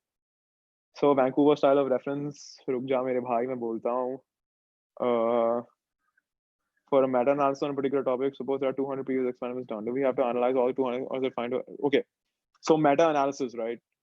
I would recommend no medical student to proceed with a meta-analysis. Um, so meta-analysis is not like, okay, I am going to pick and choose 15 articles from here, 15 articles from there, and since 15 articles is a lot, I'm just going to say, hey, this is what 15 articles showed. No, it doesn't work like that. You have to write each and every keyword that you used when searching in PubMed or Cochrane or Embase or whatever that you're using is. Then you have to say how many articles you turned up with, how many articles you rejected, how many articles then you did a thorough analysis of, and you can't do it yourself because you're a medical student, so you can't evaluate whether those articles meet the criteria that is required for your meta-analysis topic or not. So you'll have to have experts that are doing this for you. Then you can move on to having the statistician actually see the results of that and then compiling it for you through regression. So trust me, meta-analysis is not a one-man's job. Okay, it needs a team ready for publication and stuff. And that's why meta-analysis is actually one of the hardest, and that's why it's the most revered articles, and the least number of articles that are present are meta-analysis and systematic reviews, right? So yeah, you have to, whatever searches you get, you have to explain why you excluded X, Y, B, and stuff like that. Okay, so don't think that it's easy, and just because it's the highest level of evidence, you get a lot of footage for it. Don't do that. Particular method determines sample size. There's actually a formula for it. We'll discuss it. We'll discuss it for sure. It's basically, it depends on your previous studies as well. So there's something called a power of a study. It's 1 minus beta, and then there's something called alpha, and then you have to adjust it accordingly and then come to a sample size. So it's actually not supposed to be our job. Okay.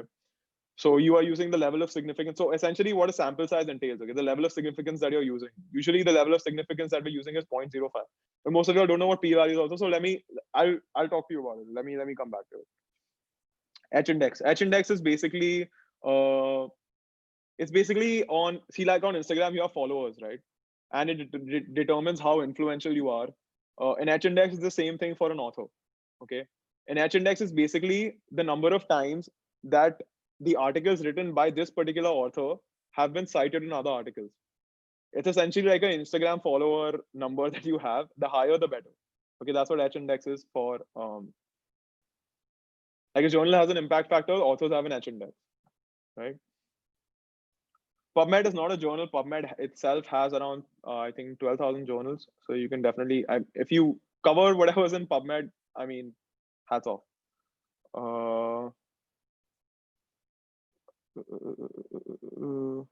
Should we contact any journal? No, you don't need to contact any journal before you start your research. Just go on their page, and no, even after, you should worry about journals only after you finish your research. Okay, after you finish your research, you go on their page, see how they want their article to be formulated, and only then is when you approach. Like, you don't need to approach journals; you just see what they want. Right? You don't need to approach journals on any step of your research process.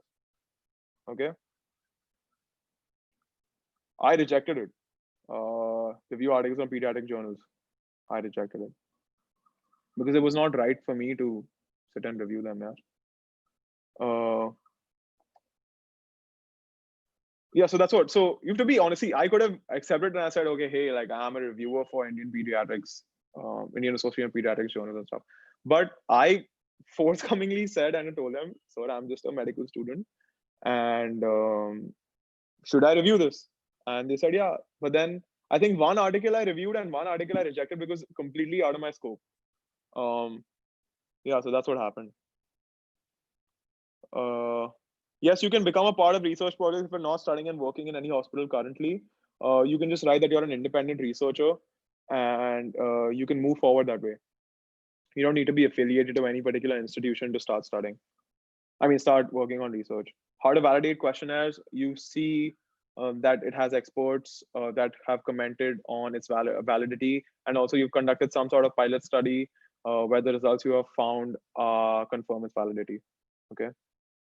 Funding for research. See, honestly, I personally have not received any funding for any of my research projects, simply because I don't want to wait too much for funding to come in. And unless you're really going on some high level clinical trial or some, insane project that you're really working on, the funding requirements are really not that high.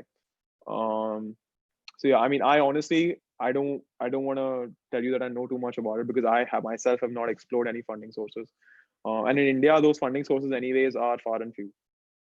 How many research can one do in a year? I know people who have published more than 30 to 40 articles in a year. These are senior level HODs at international institutions, but there is no limit to how many research papers you can do in a year. As a final year student, should I do research now? You can do research whenever you feel that it's going to help you out. Okay. STS research by ICMR. Okay, that's, I think. Okay, that's, I think, the second last question I'm going to take. So STS research is something that I don't know if you guys are the same people that came on the first day. Something that I had applied for in the first year of my medical college, and it got rejected. And that was actually, I published a paper before that, right? In the 12th, I published a paper, and that's just something I thought I would apply for since everyone was talking about STS and ICMR and stuff. So I do believe that STS to a certain sense helps students with research, but someone could argue that it actually demotivates students from researching because it gives it although it gives a lot of grants, but the number of medical students, simple medical students, simply the number of medical students that are present in this country are so high that they're also not able to allot so much grants for STS. But some people feel that अगर STS हो गया तो wow हम researcher बन गए, and some people feel that अगर STS नहीं हुआ तो shit yeah my research career is over before it started. But that's really shouldn't be the case because STS is just one avenue for you to do research. I think the best way to start research is volunteer somewhere or start your own research, right? You learn along the way. Your first research may take you even a year to complete, but you learn so much stuff from it that the next research you do will take only 3 or 4 months, right? So that's my opinion on STS. Um, Good for a few people, good for a bad for a few people, but yeah. And why is PubMed so? So how do people assign students research via PubGeek? So what we basically do is we have a few doctors on our panel, right? And whenever those doctors are working on research projects and they need student volunteers to say collect data or just to go through some data and see if there are any relevant findings, depending on the student's expertise, um, we host projects on our website. Then whoever's registered with us, it's a free registration. Whoever's registered with us can go to that particular project. Once it pops up, they can apply to that project, and either the PubGeek team or the doctor himself or herself will go through those applications, see which student he really wants, and then those two are connected. So that's essentially how it works.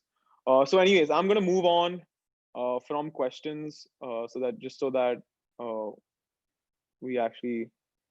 So I'm just going to talk to you about how you can filter your um, your papers very quickly, because I understand that you still get a lot of results um, once you're searching for papers.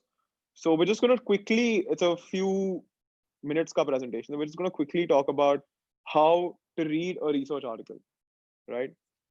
So first, you're going to basically your questions that you're asking are: is this article important to me? Is this relevant in my research? And should I spend more time on it? Right? These are the basic questions that you want answered. Again, we spoke in depth about how you write an article, and that's exactly how articles are framed: title, abstract, intro, material, results, discussion, conclusion, references. Right? Some quick tips. Read first.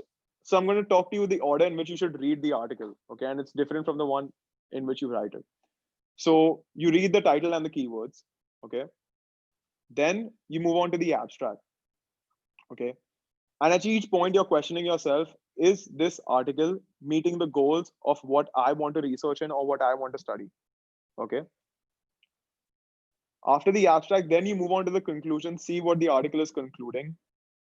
Then you go to the tables and figures, see the data that they're using, so that, this whole schema prevents you from wasting time on one particular article where you're reading from intros and metros and all. That's not important. I mean, that's not important. Nahin. That's not required when you're just scanning through an article. When you're reading it in depth, you can definitely go through all of them. So read title, keywords, read abstract, then read conclusions, then you go to tables and figures, then you move on to the introduction, right? After introduction comes the results and discussions, and then comes the materials and methods. Okay, so if anyone wants, they can feel free to take a screenshot of this. Um, and this is actually just the way that you should definitely read your article, because once you read the title and keywords, you see, okay, is this article really important to what I'm trying to study or what I'm trying to read from this?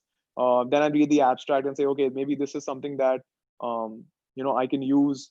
Then conclusion. So at each point, you're asking yourself, hey, is this article aligning with what I'm trying to study or what I'm trying to know about before I start my own research, right? So those were some quick tips on how you can actually do your research. I mean, how you can actually read an article. I'm going to quickly just talk to you about some basics and statistics that we use as part of research, so that it makes it easier for you to read your articles. Okay. Um, so statistics is basically used at every stage of the article cycle, okay, for planning, designing, collecting. So my advice would be to approach a statistician before you even start your article research process. It's basically, as you all may know, it's math formula, allow you to combine your data. It gives you information, right? So without statistics, we would just be looking at rows and rows of information, like in this Excel sheet. Okay, it would make no sense to us. Where it prevents you from looking at individual results and allows you to interpret your results. Even the mean median mode that you use, that we're so familiar with since 10th standard, that's also part of statistics only. Okay, and it ranges from this simple mean or average to a complex regression analysis, and people actually do PhDs just in statistics, right? So it's not something that you can master in a day or a year or even 2 or 3 years. It requires actually a lot of time before you master this particular science. Just talking about the basics types of data that are there: quantitative and qualitative. Okay, qualitative is something like color of eyes is brown, or black or blue or whatever it is. Okay, or hair is long, hair is short. Quantitative is quantitative basically means numbers, right? That's what quantity means, that's what quantitative means. And they can be further divided into categorical, ordinal, and scale. Okay, and we're going to talk a little bit about what each is. So scale data can be of two types. Okay, scale means it's on a scale, just imagine that.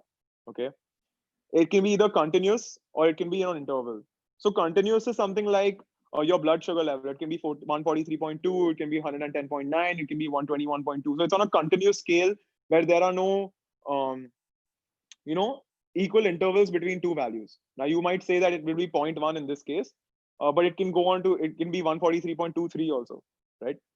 So yeah, that's what continuous means. Now interval means something like age, right? Age can be only 34 or 35. Usually in your studies you're going to include that. I know you'll say, okay, it can be 35.4 depending on month, no, but usually you say 34, 35. Or your pulse, it'll be 72. It can't be 72.5. It can't be 72.8 or something. So where the integers are present, basically your what you're measuring is measured through integers where there are no decimal points involved. It's called an interval. But where usually there are decimal points involved, it's called continuous. Okay, this is scale type of data. And there's something called ordinal data, means that it's ordered. So suppose I ask you today, how much do you like this course? Okay, I want to do a study on the place. Suppose you're from Rajasthan, you're from Punjab, and I want to do a study on which states like this course more. Okay, so I'll give you a scale saying, first I'll ask you a question, which state are you from? And then I'll ask you, rate this on a scale of 1 to 5. Okay. Now this 1 to 5 is ordered. So if someone scores 1, someone scores 2, someone scores 3, it's in an order, right? 1, 2, 3, 4. It's not 1, 4, 3, 2, 5, nothing like that. It's in order. And that's what called ordinal data. Basically, it means that what you are testing or what the outcome measure that you're using is ordered. Okay. Then comes the nominal and categorical data. Okay. Nominal or categorical basically means, are you male or female? Or do you, if I ask you, do you like this course? Yes or no? That's what categorical means there are categories, but it doesn't matter if you're male or female, like there won't be 0 to 1, right? Like suppose if I ask you, okay, let me think of an example. What color of shirt are you wearing today? That can either be that can be either qualitative or it can come under category also. It can be pink, blue, red, stuff like that. Okay, so that's the example of categorical data where there is no really order to it. Like males are not better than females or females are not better than males. I'm not talking philosophically, I'm just talking about science today. So those are called categorical or nominal data. Okay. And then let's move on to the various tests that we use. So the most common test that we actually use is something called student's t-test. And it's actually funny, you think that it's called student's t-test because it's actually student friendly, but the person who invented it, his teacher did not allow him to publish any tests or any statistical papers with their own real name, right? So the person's name was actually William C.D. Gossett, right? And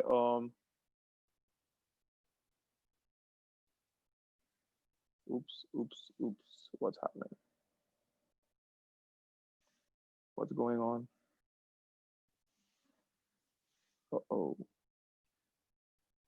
Just give me 1 second.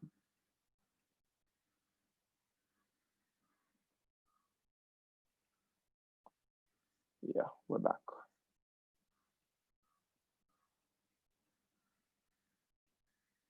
Yeah. So the person's name was actually William Gossett, and his teacher did not allow him to publish under his own name. So that's why he used the name student's t-test. It has nothing to do with the student or the person who discovered it is not called student. Anyways, so basically what a student t-test does, it determines whether the mean of two groups is equal, right? If say there are group A, group B, I have divided my study population. Okay. And group A, I'm giving 20 grams of salt.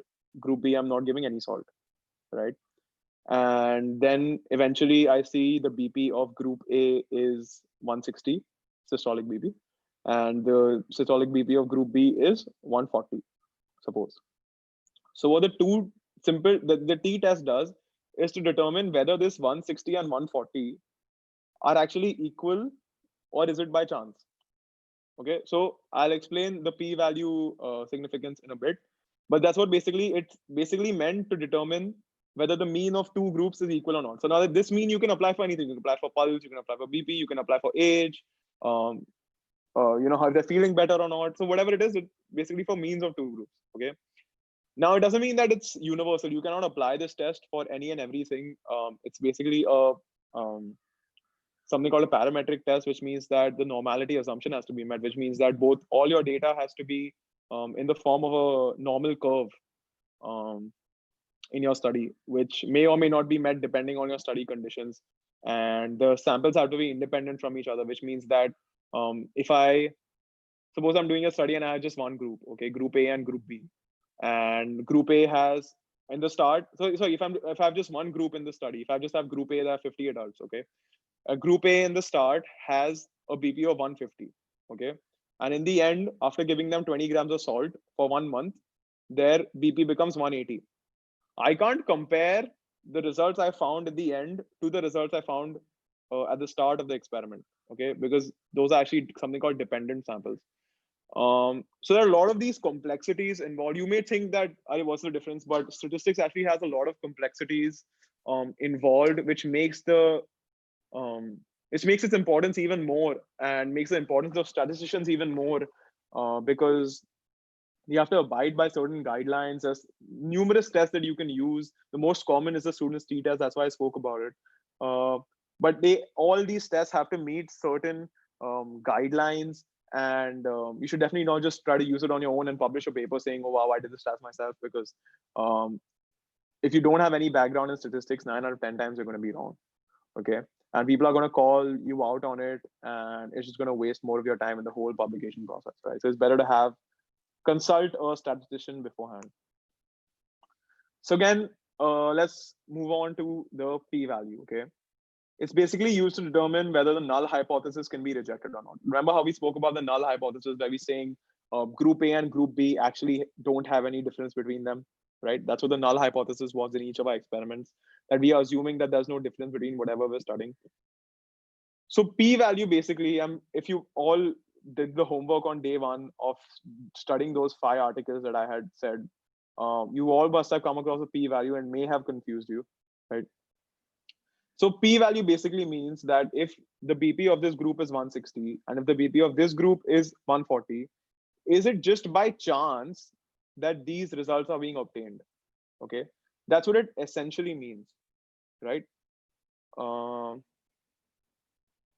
Okay, yeah,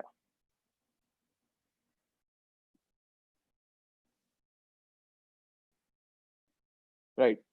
So for example, if you have if you roll your dice, okay, um okay, no, so let's move on to the next example. Okay, consider you're having an argument with your friend. You have your own dice, he has her own die. Okay, you're playing some game, and he complains that no, your die gets the number 6 more times than my does. And you say, no, that's not true, our dice are the same. So that's essentially a null hypothesis, right? That both the dice are the same. Okay. And so now what you do is you roll your die 6 times and your friend rolls his die 6 times. You get the results 1, 6, 6, 3, 4, and 1. Okay, this is 6 times that you've rolled the die, and these are the 6 results that you get. But your friend doesn't get 6 even once. He gets 1, 2, 5, 3, 4, 2. Okay. Now, if there was no statistics involved, he would tell you, "Yaar, Anirudh, you are cheating. What's happening? See, I told you, I was right that your dice get six more times than I get." But is this true? How would you find out, right? Um, Basically, this is the role of a p-value, okay? And what it basically does is um, it basically determines whether it's true that your die is getting the number six more times than your friend's die. Okay. So p-value basically determines whether the test basically shows whether the test has been applied to the data, showed the difference due to chance, or is there some other underlying factor?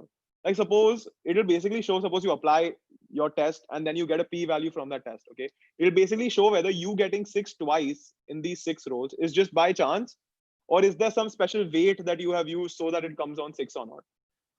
So basically that's the value of a p-value. Okay.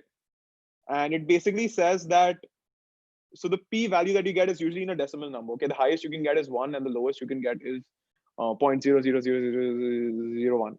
Okay, so the probability of you getting 6, if it is say it is 0.8, if the p-value comes as 0.8, which means that there is 80% probability that you got 6 just by chance. Okay, and where we find the p-value to be very important is when we're doing these tests and we say it's less than 0.5. So what that translates to, you must have heard p-value less than 0.5, less than 0.5, less than 0. So basically it means that the probability of this event occurring, like the probability of the difference between these groups being there just by chance, okay, is 0.05. Okay, which basically means that the probability of this two groups having some difference just by chance, just because of sheer luck, that somehow younger patients came in the BP with with the decreased BP group or something like that, is only 5%. Okay, that's what we use as our sort of litmus test, that if you are proving something within a probability chance of 5%, it's given that what you're saying is right. Okay, any questions on p-value right now? Have I done enough to explain it to you guys? So yeah, there are some softwares that help you with statistics. They're called SPSS. They're also called R. You can use Excel for your statistics. A lot of softwares are available, but they're usually very complex to deal with. And I would still recommend that you get some sort of statistical help from someone. Okay. How to calculate p-value? Again, this will be done. This will be done through your statistical software. Okay, and p-value is not key as a calculate as a p-value nahi hota. Each test will give you the p-value. Okay, it's not that I have these two means and I want a p-value between them. Aisa nahi hota. You apply a particular test, which will give you the p-value for that test. Okay, so a p-value is basically a concept, right? You can't apply it as a test on its own. It's basically the probability of this test showing that there is no difference between these two just because of chance as 5%. Okay, it's basically a validity of the test that you're using, essentially, if you think about it. Okay, yeah, so basically it shows that the test that has been applied to the data, it's showing that there is a difference between group A and group B just by chance, or there is some other underlying factor that is causing this. And when there's an other underlying factor now, that's when you as a researcher steps in. That's where you are showing that there is another underlying factor, and that's where my researchers, there's difference between these two, and most probably that factor is, say, salt, and that's what it is. Okay. Yeah, so categorical variables. Okay, so there are umpteen number of tests that are different for ordinal, different for categorical, different for scale variables or numerical variables. So I'm still please telling you that don't try to apply these. I'm be very happy if you learn statistics in your free time, but without the knowledge, don't try to apply these statistical tests to your own data and then publish a paper or try to publish a paper that way, because people realize when your statistical methods are not that good. Okay. um some books or sources. So I myself have done a 3-month course through Stanford on basics of biomedical statistics, but that course doesn't exist anymore, unfortunately. um I honestly, I'm sure if you go to Coursera or something, you'll find a lot of courses that are there. um but yeah. Okay, so I'm not. So why we consider p-value less than 0.05 as significant is because um, it's just something that all researchers have basically agreed to. Is just given in. It's basically just agreed to. That's it. There's no reason for saying that zero point 0.5 matlab tum sahi ho. Like there's no statistical reason for saying that. But people just think that if the probability is less than 5%, that this difference that you're seeing is due to chance, then it's not due to chance. Like it's just I forget the term for it, but it's just something that is accepted in the scientific community. There's no particular reason why zero point 0.5 is chosen. Okay. Uh, how to search for statisticians? I'm sure if you just so people based in Bombay, Nair has a statistician. If you approach your ethics committee that you're getting approval from, they will usually have a statistician on board. So you can definitely approach people like that. And yeah. So confidence interval again is not something I really want to get into right now, because I just want to provide you a basic overview of what statistics is. And since I actually have to leave for my duty, I have a 12-hour duty today from 8 to 8, and so I don't want to get into the depths of it. So I'd rather discuss the research papers with you guys, so that, because see, most of the time what you're going to do right now is spend on seeing the different research papers that are there, studying them, and then moving on to your own research. Because as I said earlier, if you're just starting with your own research without having some basic background knowledge, then you will end up wasting your time eventually. So I really want to try to do that before we move on to the depths of statistics. Because if I start statistics now, it'll never end. So that's what I want to focus on. So one more point I want to touch on, which is kind of important, is something called a normal curve. Okay, which is basically that you will have the most likely outcome as the most frequent outcome. Okay, so here 7, when you roll your two dice, you will have 7 as the most frequent outcome, because 1 be 1 6 and be 2 5 3 4 4 3 5 1 5 2 6 1 exactly, etc. Right? So the most frequent outcome will be the most probable one. Okay, and the probability will keep decreasing as you move away from the curve. So this is something called a normal curve. It's a bell-shaped curve where the center or the mean median mode, they actually coincide. So this is something called a normal curve. This is a normal distribution. Okay. So when we're talking about a 95% 95% class interval, right? So if we have, let me see if you can see this. Right. So if your results are basically based here, okay, the software will basically see if you get this as a result for mean BP. Okay, if this is your mean BP, then the software will basically see your variation in your results. Okay, and what it will do is basically it will see where your 95% lies. So if you guys add this up, okay, 34 plus 34 plus 13 plus 13, if you add the decimals as well, it comes to 95. Okay, so through the variation that is present, so suppose this curve is basically made of individual results. Okay, so someone here whose BP will be someone here whose BP will be 145, someone here whose BP will be 150, someone here whose BP will be 160, 170, 180. See, that's what I'm saying. So as you move on from 170 to say your BP will be 200, the chances of you finding with someone with BP 200 are very low, right? Same here. So suppose this is 160, this is very 150, 140, 130, 120, 110, 100, and the odds of you finding someone with a BP of 90 will be super low, right? So this table basically shows the distribution of the findings that you have. Now, the 95% class interval that we usually speak of, it assesses the variability, the statistical software assesses the variability of what you have, and it determines what would your results otherwise be if you had possibly taken a different population. Okay, so you maybe don't need to understand this much in depth, but it basically means that if you had done the study another time, okay, if you had repeated the study in another place or in another time, or say 2 years hence, okay, in 95% of the cases, you would get your mean between, say, 90 and 200. Okay, this is what the 95% class interval essentially means. Okay, suppose right now your mean, sorry for the bad handwriting, but if your mean right now is 160, okay, and if your 95% class interval is 90 to 200, okay, it basically means that if you'd repeated your study again, even in 1 week or 2 weeks or whatever, your mean would come between 90 and 200 in 95% of the cases. Okay, that's what that 95% um, confidence interval essentially means. And yeah, so that's essentially what statistics is all about.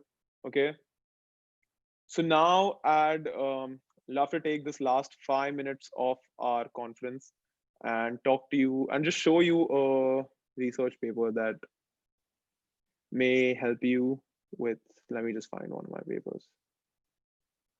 Uh, uh, uh, right. Okay.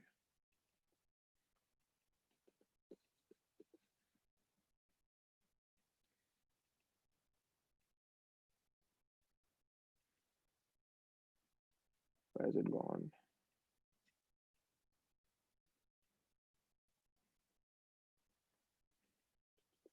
Sorry about this. All right. So let's go to, okay, I'm going to show it to you. Show this one to you guys.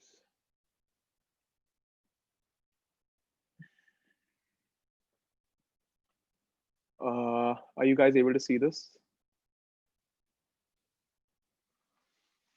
So that's a delay. Yes, sir, we can see. Just, they can see it, right? On the Yeah. YouTube feed as well. All right. So this is, let's see, I'm just seeing the YouTube feed if they can read it. Yeah, they can. So this is basically a study that I did with a person from, two people from the US. And it's basically regulation of insulin resistance and type 2 diabetes by hep C virus infection. Okay. Basically, it's, if you can see, the article title is not very misleading. It basically says regulation of insulin resistance and type 2 diabetes by hepatitis C virus. Okay, a driver function of circulating microRNAs. Okay, as you can see, the abstract is a small abstract. It's 200 words. It's currently published in the Journal of Cellular and Molecular Medicine, right? As you can see here, right? And yeah, oops, I need to clear that. Anyways, so here's a small abstract that you'll have to write for your article. And this is actually quite a complex topic that we had picked up. So it's okay to, if your study is actually complex, it's okay for you to have complex abstracts and complex lists. But as you can see, the title of my article is relatively simple, right? So basically, we talk about how it's a serious worldwide health issue. It's associated with various liver diseases, including HCC. How are the relation? So now we're talking about the novelty of our study. How are the study on relationship between HCV and development of insulin resistance and diabetes very limited? So how we've seen that, in the previous searches, we saw that it's very limited, right? So that's why we're doing this. Then we move on to current research has shown blah, blah, blah, blah. More studies have emerged recently on correlation of la, la, la. However, no studies have been carried out to directly address if these microRNAs, especially circulating microRNAs, have any causal effects on the developmental of insulin resistance and diabetes, right?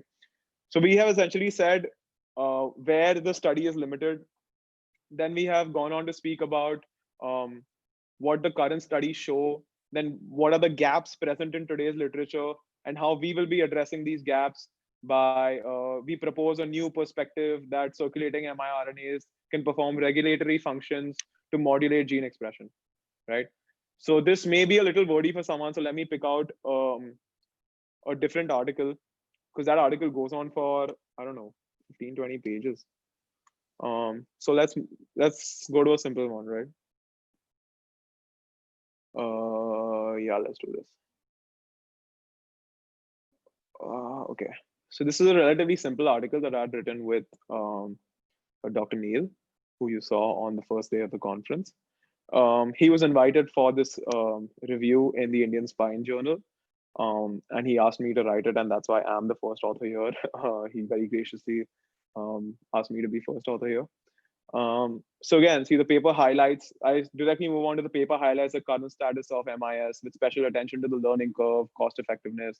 So I'm directly just talking about, what this paper is highlighting, because minimally invasive surgery in spine deformity is such a common thing that, it doesn't need so much background information. But as you can see, in contrast to the microRNAs that we were talking about, since a lot is not known about it, we had to include a little background information about it, right? So here people know, whoever's reading that, I don't want to explain what minimally invasive surgery is. We basically, because it's a review article, we also focusing on the different types of evidences we found and the current status of minimally invasive surgery for correction of adult spine deformity. So that's another example. So I'm sorry, I'm just skipping ahead with this. If you guys want to read it, y'all can definitely go to my ResearchGate page. And y'all can definitely just go through any articles. And if y'all need some full text or something of any article, do let me know. I'll be happy to provide them. Again, this is an article that I published with Dr. Neil again, and it's got a lot of people on there. But as you can see, as you can see, like Dr. Neil and I worked on it. Mostly both of us worked on it. So as you can see, both of us are the first two authors. And again, see, this is an example of a structured abstract, right, that I was talking about. So the abstract itself, as you saw previously, it was just a paragraph, the abstract. But here, the abstract is divided into different types of study design, objective, methods. So this we did not do because we wanted to do it. We did it because it was a journal guideline, right? And yeah, so this is one of the articles that we had. We basically did a survey on how much minimally invasive surgery is being used by surgeons all over. Again, we use the tool SurveyMonkey, as you can probably see here. And this is the type of image that we used for assessing. But yeah, essentially, that I think provides a good enough background for you guys. And if you can just go to ResearchGate, see whatever articles you need, and write me a message there saying, so we need this article, and I'll be happy to send it to you. But there are a lot of full text there as well. And I think that brings us to the conclusion of this conference. Thank you so much, SNO Chhattisgarh, for organizing this. Thank you so much for giving me creative liberty to do and do exactly what topics I wanted in the way I wanted them. And thank you guys for attending this. For those of you who haven't joined the PubGeek groups yet, or haven't liked the SNO Chhattisgarh page or the PubGeek Instagram page, or haven't subscribed to both our YouTube channels, please do so. We bring to you free workshops and free events. So we hope that you will also in turn help us in establishing a good reputation for all medical students. We are working on a few research topics for COVID-19 through PubGeek, and therefore, if you guys want to either follow us through our multiple social networks, or you want to register on pubgeek.co as well, www.pubgeek.co. You can register yourself for free, and we'll be more than happy to help you with any future projects. And if you have any questions for me, I'd prefer it if you email me, because I get a lot of texts from hospitals and stuff which I have to keep up with. So if you guys can just email me at ani@pubgeek.co, I'm just gonna write it in the comments section. You can use that as an email. So thank you guys for attending this workshop. Thank you, SNO. Please do subscribe to my YouTube channel. Please do like my Instagram page. Please do join the WhatsApp group for PubGeek. And thank you guys. If you have any questions in the future, next week we might have another conference with IMA Students Wings in Maharashtra. So if you guys want to join in, there'll be a lot of more speakers there. It'll be free again. So if you guys want to join in, you can definitely do that. Again, thank you, SNO. 1,400 registrations is no joke. It's the largest workshop that I have an honor of being a part of. So really, thank you, Devesh. Thank you, Yashnaseni. It's truly been an honor to be with you guys. Thank you so much, sir. We are very honored to have you as our speaker, and it won't be possible without your help. As you know, we went through so many things in the Yeah, past. yeah, Thank you so much for being with us. We know you are having a hectic duty, and yeah. apart from I'm that, you off are to 12 taking out, hours of duty now. yeah, more than Yeah, 2 hours. Like, you yeah, need to prepare and also sit with yeah. To us. get some food ready. So, Yeah. so All much right. of Yeah, I effort. hope to host many more conferences with you guys. It's been lovely working with your whole team. These guys at SNO, they may not be as big as I am right now, but trust me, they will catch up very soon. They really got a dedicated team behind them. And really thank you everyone for being part of this. Again, reminder to please subscribe, please like our Instagram and Facebook handles. As we have really worked hard to bring this to you free. We faced a lot of issues the first few days, and both our organizations have really worked hard to bring this to you free. Thank you so much, guys. Take care.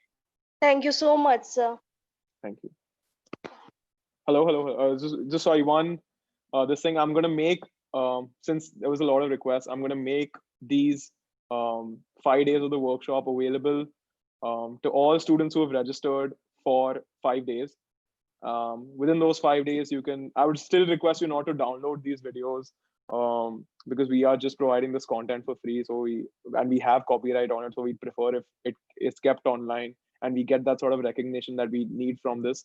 So I'm going to keep it open for 5 days for all you guys who want to see the content again, see the lectures again. It won't be possible to share the lecture presentations with you because again, they're our own content, but you can definitely see the videos again in these next 5 days and go through it. Ask me any questions that you have. All right. See you guys. Take care. Yes. Lovely 5 days. Hope to do this again really soon. Bye. Thank you so much, sir. Bye.